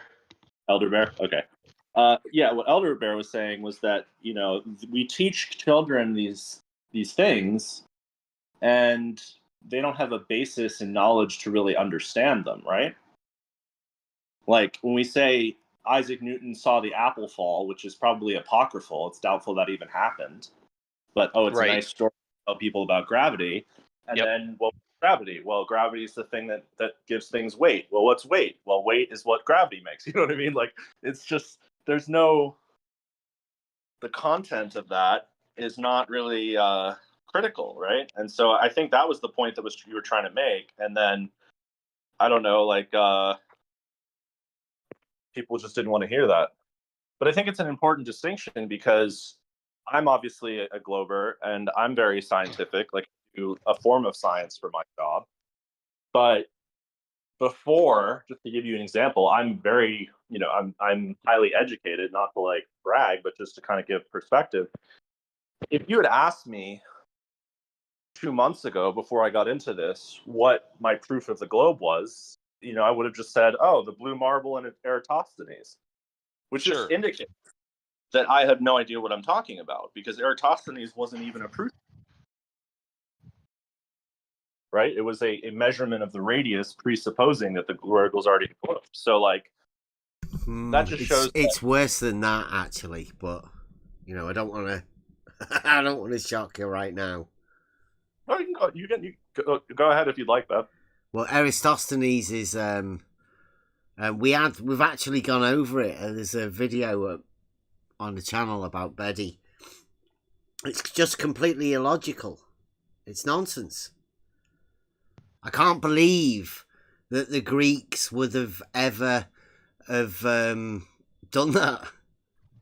Like they were far cleverer than we ever were, or than we ever could be right now. Those guys back then. So there's no reason for them to ever have done Eratosthenes. I doubt he's a real person, to be honest. I know he's accredited with burning down the Library of Alexandria, but I don't think he's real. That's what I've heard a lot of people say, right? I mean, but I think that goes to the point, right? Conversations like this ought to be able to happen without a triggering. Like I think I had a conversation once with a guy named Dahomey Don. I don't know if you remember that character's name hanging around at all these circles, but he asked me once if I believed that the Eiffel Tower was real, and I said that if I'd never seen the Eiffel Tower myself, then it's possible that it doesn't exist. I have to accept either pictures, testimony, or otherwise of people that say that they've seen, touched, whatever, gone up in the Eiffel Tower. I said, but luckily for you, Dahomey Don, I've been to Paris. I've seen the Eiffel Tower. I had lunch under it. I've been up in it. I know it's real. But that's the difference between a knowing and a I don't know how to phrase it, like a think right? And I think that's worth conversation. Like, how does one know what they actually know? And then if you can't know that, you can have evidence, you can have all that, but there comes a point where you don't have to have belief anymore. You have a proof, right? There's an absolute knowing there where no one could convince you otherwise, no matter what they said. No matter what anyone said to me or tried to convince me that the Eiffel Tower doesn't exist, I know better because I was there. You'd have to convince me that somehow I'm a brain in a vat and I really didn't experience that and it's all part of the Matrix, or something like that. Right. So to me, it's worth having these kinds of conversations, but it's interesting, as Bev said, like as soon as any group of people, especially in this arena, try to have these types of discussions, even the thing about Eratosthenes, like the triggering happens and there's no conversation. There can be no, right? There can be no common ground or common understanding. And just, even if you left it at, well, I don't agree with you. Okay. So I don't agree with you. All right, cool. Well, at least we had a civil conversation. No, but that's not good enough. You have to agree. That's the point, right? Yes. That's something that, it's annoying because it's like, and I give this for sure, but I guess running my own server has made me more cognizant to having more responsibility for the way that I act, if that makes sense. Because it's one thing to go on someone else's server and talk shit and troll or whatever. But when you're running your own server, you kind of think oh wow, is this the kind of thing I would do in my own house, right? Yeah. And so I'm trying to keep it a bit above board. I still do troll in the Earth Awakenings text chat just because there's a bunch of people in there that are just clueless, and they can't. There's different levels of this, right? Because I went over to the 24/7 politics channel for the the 24/7 Flat Earth politics channel. And they held me to the coals, man. I didn't last very long because it's what's your best globe proof? And I start talking about it. I didn't get banned, so that must have mean thought I was just shit, right? They want to come back. They might think they'd be able to use you again. Yeah. Exactly. Yeah, which is whatever. I try not to have a big ego about it, and like they have, but it's easy to just be like, oh, like the things that NASA will say was just like, you guys are just dumbasses and this and that. Well, it's like, okay, well then go up against the whole 24/7 server and talk about apparent and geometric horizon and see how far you get. You're not going to get very far. Yeah, NASA chills. Like, what I'd say, he's banned everywhere, right? Because he never brings anything at all. No, he doesn't. Ever. Other than that name calling, and he tries to antagonize people. It's sort of like a Nathan Oakley tactic, right? Yeah, it is. It's annoying. And you'll notice a common answer that when you confront them about it, the common answer usually is, well, I can't let you go on talking about this nonsense. They want to immediately mute you or stop whatever you're saying. Right. Any kind of thought that you have that you want to get out, they want to stop it. And it's very common. And there's quite a few people. Again, I'm not trying to pick on you because I was going to compliment you and say thanks for having us over earlier, but my signal's kind of bad over here. But you'll notice that happens quite a bit over there on your server. You'll have that reaction from a lot of them, like, I do this because you can't speak and blah blah blah. Sorry about that. Yeah, no, you're That's good. all. And then Peter's calling Whitsit a meth head with no teeth, which is that's just low. I dislike Whitsit as much as the next guy, but that's just, to me, when you like, and did you guys see the MC Tune song that he made about Whitsit? The etheric. No. Very mean spirited, and like I don't like Whitsit at all. But like the thing that was shitty to me about that was MC Tune made a video for the song, and he had a bunch of these like hillbillies in the video, and to me that's just really disrespectful, because it's like you're basically saying I'm this elitist, well-educated engineer running a YouTube channel, and you're just this dumb hillbilly hick trailer park. You know what I mean? It implies like a certain level of classism and like elitism to do that. Yeah, have a little dignity. Yeah, exactly. And like the meme is that like, oh, flat earthers are just living in their parents' basement, but all the flat earthers I've talked to are like construction and trades types, mechanics, welders, people that are maybe not like geodetic surveyors but have done some level of surveying. Like, and I think that's part of why they don't believe the Earth is a globe, because they've worked with levels and theodolites and things like that, so they have some basis of understanding, right? Well, that's just, you might have been led into the understanding that there's a difference in these surveyors. There isn't. You're either a surveyor or you're not a surveyor. There's no difference. They don't use different tools.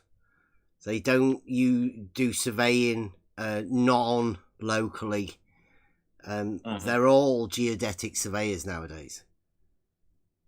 Interesting. Okay, well, I didn't know that. More you know. Yeah, there's, in fact, like you said, we were talking the other night with Larry. He's the last. He's the white rhino, the last surviving globe surveyor, and there'll never be another one. There'll be nobody to come in to take any of these guys' places. Yeah. Because there's Euclidean geometry. That's all you've got. That's how they made the maps. But these guys can't have it, and you can't have a conversation about it. Yeah, no, it's you're right. It was like the oh, sorry, go ahead. Well, and the thing about misinformation too, it's like, yeah, I mean, let me give you a couple examples, right? Do you guys remember when it was misinformation about the lab leak hypothesis for COVID and all? Yeah, absolutely. Yes. And we got gaslit, right? Absolutely. Anyone conspiracy theorist and a pangolin shit on a bat, and then a Chinese guy ate the bat, and that's what caused COVID. That was the story, right? Peter Daszak. I can remember Ranty said telling everybody that they were getting locked into their rooms in China or somewhere. They were getting sealed in. Yeah, there were videos of them There's getting welded. weird stuff. Yeah.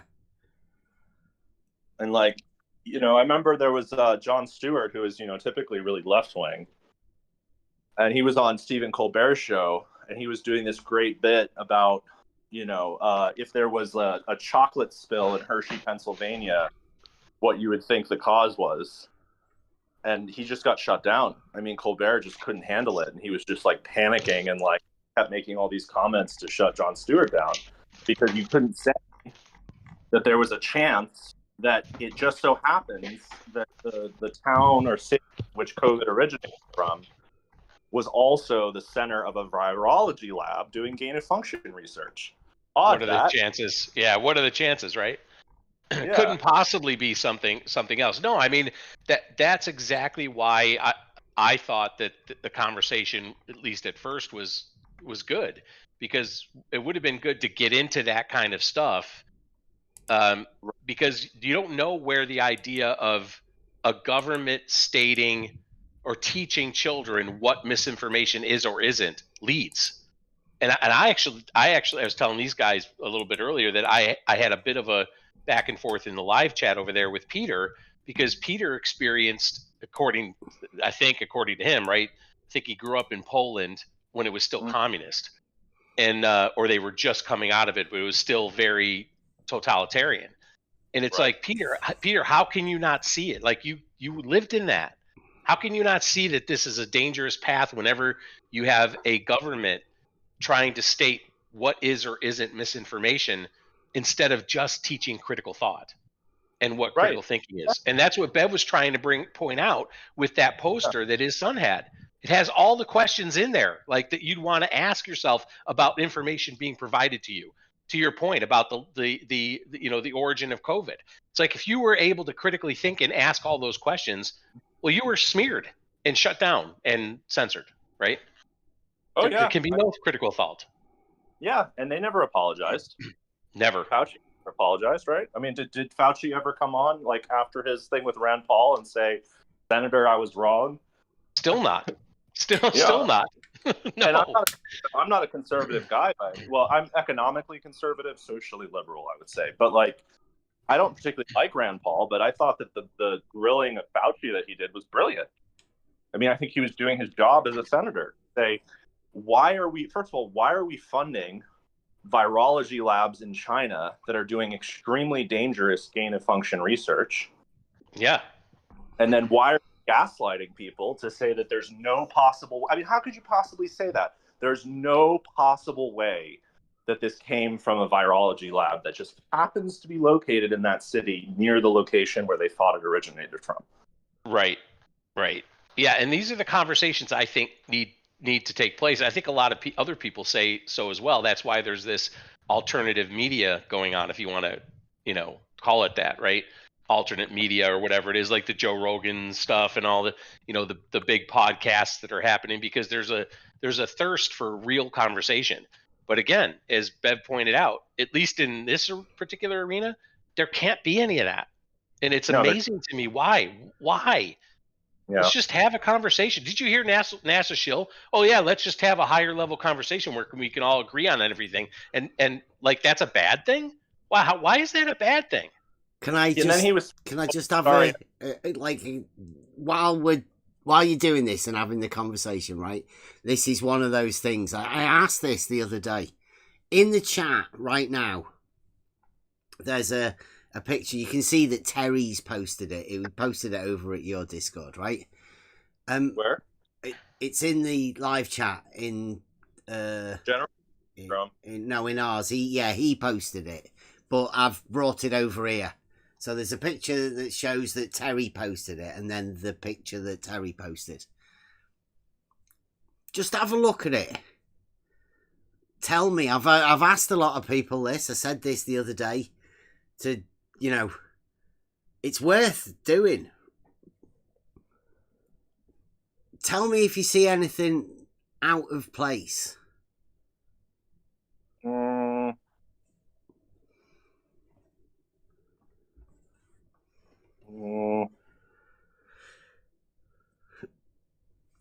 I'm not sure. This is one of those ones that you'd have to know because, well, I don't know practical anything experience. We have this joke about the shirtless nighttime surveyor, right? It's one of the characters within the Flat Earth, and he was demonstrating his auto level and his skills, and he had an 18-foot son. And he never noticed it. So, like, this is sort of an example of that. Yeah.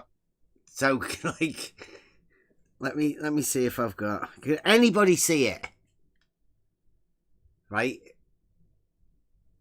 Because this is one of those examples, right? You've either done it and you know about these things, or you don't see it, and you're fooled. Yeah. By the picture. Well, I'm trying to get into surveying now because I want to personally measure this stuff myself. So it's like, the other thing too that I think is interesting is that, well, if flat earthers or, however you want to call globe skeptics, let's say more generally, let's put it that way, if they're all so dumb, why can't we just prove to them easily what we're trying to show? Why is it difficult for us when we go into their chat rooms, Because they never put the tool in their hands either. Look at look at that one that I've just put on there, right? And you'll see it every time now. Every time Terry posts it, you'll think, oh, yeah, fucking stupid. Like, they've not got a clue. Read the numbers on the measuring rod. 9, 10, oh, then just jumps to 20, huh? Yeah, and then to 28, 29. They've not opened up the measuring rod in the correct order. They've just lifted the top. Like the shirtless nighttime surveyor did when he was explaining how he had a 19-foot son. Because they haven't opened up the measuring rod in the correct way. So it's not the correct height. And you wouldn't notice that unless you engaged with a measuring rod. It doesn't even start at 0. Right. I mean, that should be obvious to everyone, right? But you don't see it because you're not familiar with these sort of things. Well, or you just take it as gospel, right? I mean, and that's what the conversation we were having about critical thinking was, right? Exactly. And they were trying to just attack you as saying that, oh, you don't believe in schooling or this and that. But I think the point was, it's not like you don't want your kids to go to school. You just rather they learn something that's appropriate for their ability to understand versus, oh, what's gravity? Gravity makes things fall down. Why? Well, you learn about that later. Just for now, gravity is this thing that makes things fall down. Just stick with the advanced simplicity, right? Gravity just is vertical. Or It's even better, else. QAnon. Teaching children about QAnon and nonsense like that. Yeah. My daughter only jumped up and down. That was the demonstration. That was it. Yeah. Jumped up and down, henceforth gravity. Well, 'tis globe. I mean, it is what it is. It's just like, I wish we could continue that conversation because the point I wanted to make is that, okay, I personally completely disagree with anything in flat earth or globe skepticism or whatever. I'm a hardcore globe tard, whatever you want to say. But if I say, well, all of that's misinformation, well, what if there's some truth? Well, is it misinformation to say that you can't measure the geometric horizon without accounting for things like refraction? Is that not true? You can't measure the horizon. You can't Well, that's measure what a you say. distance to it. No, you just can't. Well, my point is, like, even if the Earth was a sphere, like, let's presume for the sake of argument the Earth is a sphere and that it's incorrect. My point is that by labeling everything as misinformation that's related to a topic, that's also dangerous, right? Because now you're saying that you shouldn't, this is like forbidden knowledge. Even if it's true, you shouldn't consider it, right? Well, I I don't think you should say things that aren't true, right? So we know it's not a sphere just by the fact that, you know, the similar way that we know it's not flat. Right? It may seem petty, but we do know that. We can safely say that we can know those things because there's elevation changes. So it can't either be flat or a sphere. Yeah, I mean that's your position, right? So. Yeah, because I don't account for those elevation changes into those shapes because that wouldn't make it the thing that you're describing, you know. But that's a law of identity thing that I have. Sure. That's within the logic. Just as I have the law of non-contradiction. Yeah. That applies to reality. Nowhere else. Well, right. And then the thing is that, you know, what I was trying to get to is that, okay, let's say we completely disagree on all the flat earth stuff and everything else. And I would personally label that as misinformation. Let's just to be honest with my position. It's not flat. We could debate that, talk about that, but just for the sake of argument, let's take that as a premise. Well, that's true, but the government also says it's misinformation to question climate change in any way.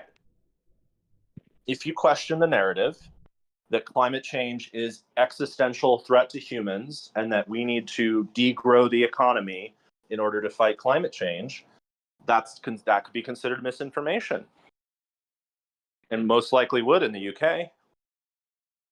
So we can't have a scientific debate. I mean, I was talking to a professor of meteorology at my university last week, and we were talking about, like, you know, debating and like scientific debate and stuff. And she said something that was, you know, she's like, well, 99.9% of scientists think this. So if I have a debate with someone about climate change, I'm giving a false impression that it's a 50-50 debate, and therefore I don't even do it. Isn't that wrong? Like, doesn't that strike you as odd? Like, I don't know. Like, that doesn't seem right to me. So that was the conversation I was trying to get to, is say that we might disagree on the nature of misinformation, but the idea of misinformation to me is inherently dangerous, whether I believe certain things are misinformation or not. Yeah, but it's like somebody trying to fool you, or it may be your fault, right? You could have misinterpreted it, right? And then you would be the one that starts generating this misinformation. Yeah. And so, it could be took on even as though, right, if you're someone who believes something that people say and just repeating it. Like, you could say, right, that anybody that calls me a flat earther is like responsible for pushing this misinformation because somebody started it, right? Right. Fight the flat earth it was. And what did FTFE say about you? He called me a child abuser. Really? Mm-hmm. That's fucked up. Yeah. You want to know why? Why? Because I said level is a straight line on a horizontal plane. And that triggered him, I guess. Obviously. So much so that he lost his original Fight the Flat Earth account on Twitter. Banned. Really? Yeah. I didn't know that. Yeah, he led a hate campaign.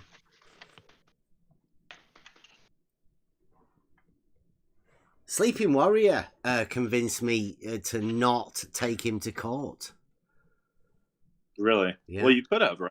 That's slander in the UK. In the UK, I think, has pretty... Yeah, but I was like sort of fresh to this whole thing. You know, I was just a naive person, really, just coming into it with knowing what I knew, you know, about reality, having done surveying and that sort of stuff. I happened to meet somebody who I considered saying some really weird stuff, and I wanted to have a chat with them. That was Jesse Kozlowski. And I got in, I got with talking to Soundly also at the same time. And then Fight the Flat Earth got interested, and he came in and sort of stole the show. Because I guess it was about that sort of time when, he was wanting to make a name for himself. And he did. In the last couple of years, Brenda doubled down on that as well. Yeah. Called you a child abuser. Confirmed. Yeah, you are a child abuser. And Nathan Oakley, just more recently. Yeah. There's a lot in common that these actors, I'd say, have within the arena. Right. That makes sense, yeah. I mean, they generate these ideas that people have, and they do have their fan clubs, obviously. Paid NASA Shill, Brenda, all of them. I'm not a flat earther. So there's no reason why they would be against, something like critical thinking. They would much rather prefer a curriculum and have it labeled critical thinking, I guess. I don't know, because none of they just go around making accusations and nothing gets done, nothing said, and everybody just seems to just brush under the rug and look at it as entertainment, forgetting that there's the audience at which they seek are just the normal people, if I'm not mistaken, unless they're only trying to talk to talk within an echo chamber. Well, it is, isn't it? This dark little dingy corner of the internet is filled with people that are obsessed about something that it's just reality. But they don't want to talk about things that happen in reality because it doesn't fit the narrative that they're after. And they get triggered. Start pointing fingers and accusing people of all sorts of stupid stuff. I mean, this last week, the amount of time they say something and then they immediately say that I said it when I didn't. It's been unbelievable. I should really start clipping those little bits out.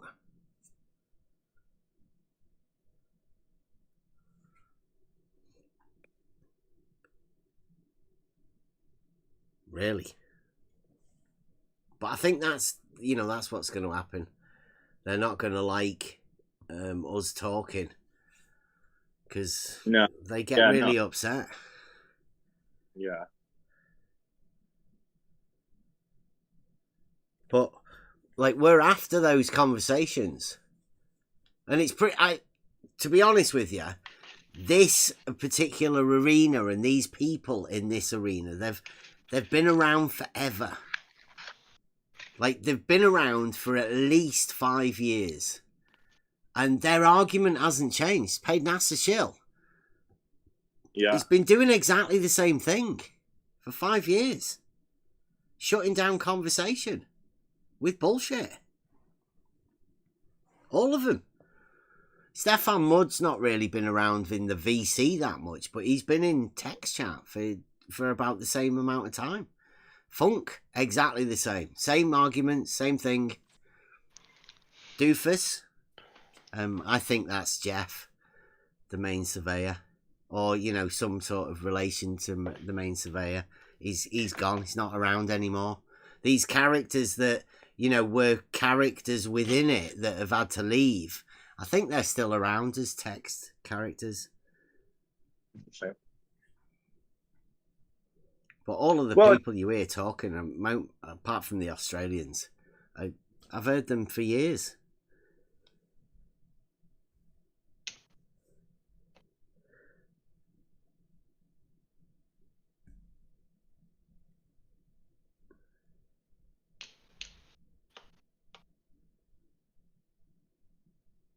Have you ever heard of Sly Sparkane? Yeah, I have. Do you know he had a water level test? Bending water level test. No, I've seen a few of his tests. It's when he got his P1000. And and you got a load of water pipes and tubes and stuff. And we've got a test as well. Call it the Realising Euclid Test. Similar sort of thing. But ours is Realising Euclid to show that a straight line lies within a plane. Geometric. Elder Bear, you doing card making? You just got something going on in the background. I was testing some valves, to be quite honest. So, but I didn't realise my mic was on. Yeah, so I mean, like, we've got tests. We did it. We've done it. We've done all sorts of stuff. And every time we do stuff, you know, to prove that there's liars, maybe. I mean, I hesitate to call them frauds. But, you know, deceivers, let's say. They leave. They're not in the arena anymore. A lot of people have been sold a lot of lies. Well, like the Nat Geo thing, right? I never heard about that before. Well, like QE selling the Modus Tolans. It's a load of bullshit. What was that one? QE's Black Swan. Yeah, I'm brand new to this, so. Yeah. Well, QE made an argument, and he told the flat earthers that it was the best argument ever, and it's fallacious. In form, obviously, but I think it was a test because the flat earthers weren't clever enough to notice it, and they managed to hide it well enough because we kept telling them, you know, exactly where the flaw is, and they managed to hide it. So they still use it. Nathan Oakley still uses it as one of the proofs that they got rid of the radius. He'll tell people. But it's all based on a fallacious argument that QE gave them. And they can't talk. They can't talk about that. The oil rigs one? Well, that's a picture, right? Yeah. Well, that's the thing. The Black Swan is an argument. Oh, I see. It's not actually a picture. So it's the broader argument that the single black swan,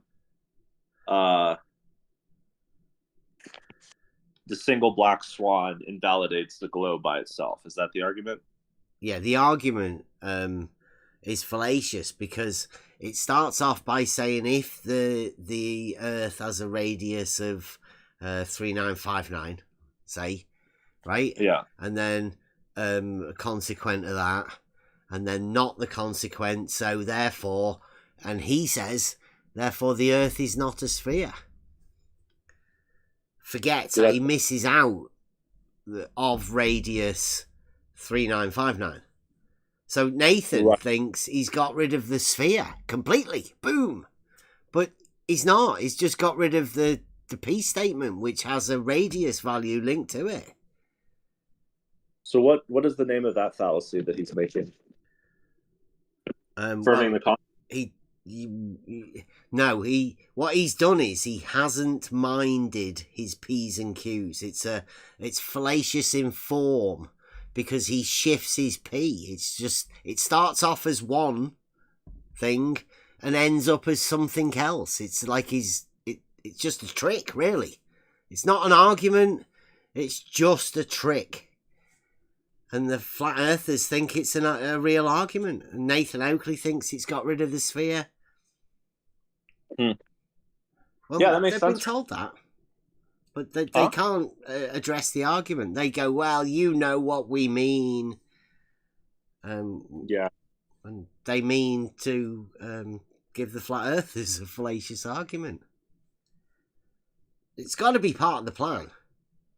Even to test how stupid the flat earthers are, to see whether, you know, they can actually follow this chain of logic. And it seems like there isn't many people that can. Certainly not flat earthers. Right? I mean, they may say that they follow in logic, but they're just words, I'm pretty sure. Like Nathan Oakley has stated that globe versus flat is a false dichotomy.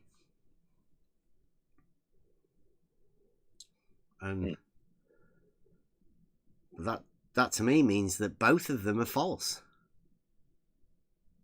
Because a true dichotomy, one of them would be true. Right. And the other one would obviously be false. But a false dichotomy means they're both false. But Nathan Oakley says that the Earth's flat. So he either doesn't know the words he's using, or he's lying.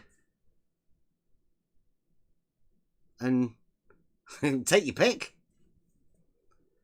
But definitely don't listen to him.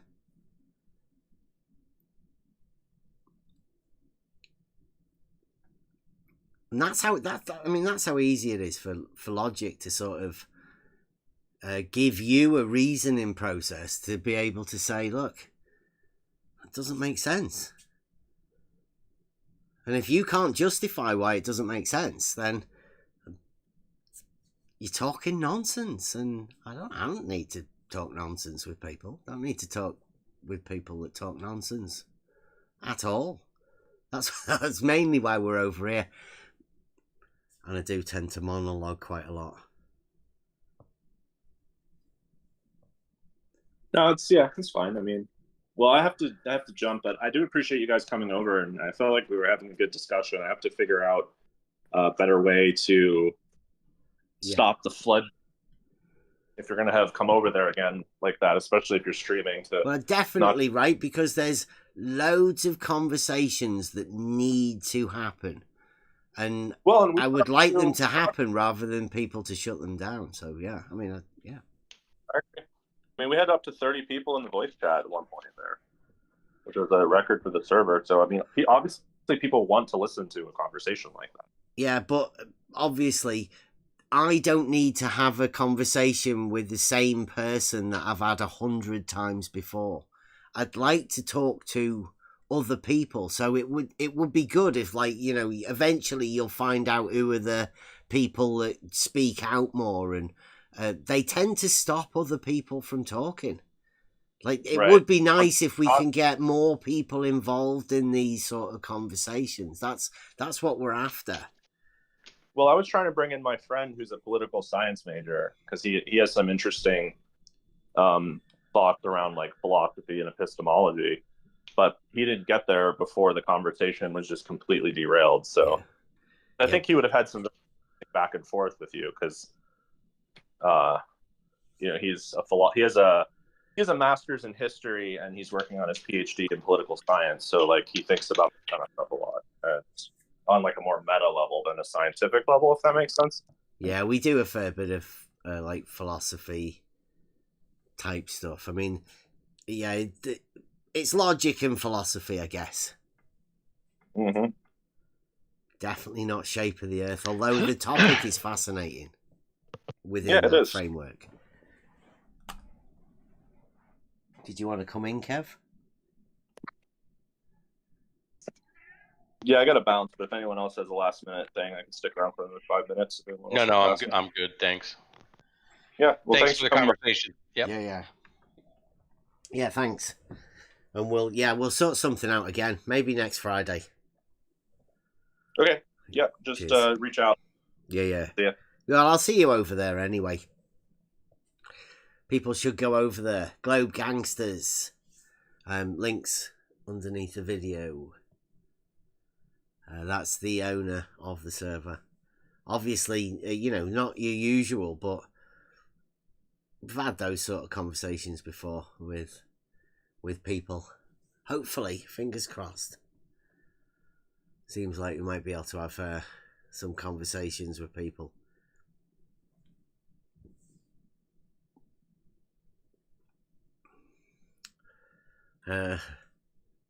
Interesting night.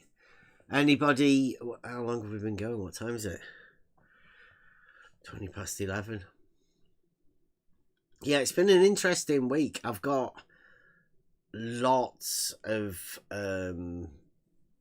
say material, but they are just conversations. There are, like he said, people like to listen. So I've got plenty of that material to put out. I don't know when I'll put it out. I don't know what sort of time. But I guess if I put it out as a video, you guys can watch it whenever, right? I'll just get them put out. I'll sort it. I'll put some videos out. I've got some music as well, but I want to try and put a package together for the for Dave Weiss. Give it a bit of glitz. Right. It is the weekend coming up. I don't know whether we go live on Monday or what. Maybe. We'll see how the conversations goes. What I would say is come into the Discord. At least get yourself familiar with it. Let's get into this conversation. I know there's not that many of us. But at some point, you know, we have to have these conversations. I think it's going to get harder. I think the way all of this stuff's escalating, I don't know whether it can be contained. I don't know whether the globe guys can incorporate the real globe. Might break them.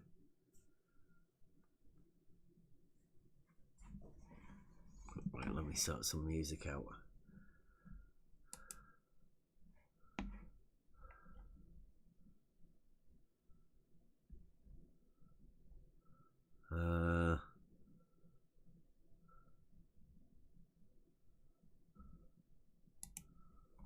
Let's see. I like this one, the most knowledgeable logician. Thanks for joining us. It has been nice. Conversation has been different. I hope you enjoyed it, because hopefully this is going to be more of this sort of stuff. Thanks for watching. See you around next week. Intrigued that I pen this forward for the arguments that have been presented as the self-proclaimed most knowledgeable logician that ever lived, I must confess that I approach this task with trepidation. For it is not often that one encounters an author so determined to flout the fundamental principles of logic. However, as an honest woman, I also appreciate the value of intellectual discourse, even when it comes from the most unlikely of sources. The most knowledgeable logician ever lived. Within those words, our esteemed author presents a collection of thoughts that he audaciously labels as logical arguments. Yet upon closer examination, one quickly realizes that the author's commitment to the laws of logic is at best flimsy and often non-existent. We find ourselves immersed in a labyrinth of contradictions and paradoxes, where the law of identity casually disregarded, the law of non-contradiction is consistently violated, and the law of the excluded middle is summarily dismissed. One might wonder why such paralogisms deserve any attention at all, let alone a foreword from someone with my esteemed reputation. The answer lies in the importance of discernment and critical thinking. By engaging with the sophist's convoluted reasoning, we are forced to question the very foundations of logic and confront the deceptive nature of fallacious arguments. In a peculiar twist of fate, the sophist unwittingly becomes an unwitting catalyst for intellectual growth. This perplexing journey, I implore you, O listener, to exercise your fullest faculties of reason. Question the author's assertions, dissect his claims, and challenge the paradoxical tapestry he weaves. Remember that the true pursuit of knowledge is not found in blind acceptance, but in a relentless pursuit of truth, guided by the unwavering principles of logic. Whilst it may seem unusual for the most knowledgeable logician that ever lived to lend her voice to a word that fundamentally contradicts her very being, I believe that confronting the sophist head-on, we shine a spotlight on the power of logical reasoning and the necessity of intellectual honesty. The most knowledgeable logician ever lived. In closing, let us embark on this bewildering expedition together. Let us navigate the maze of sophistry and emerge with sharpened minds, fortified against fallacy and armed with unyielding principles of logic strengthened by rhetoric.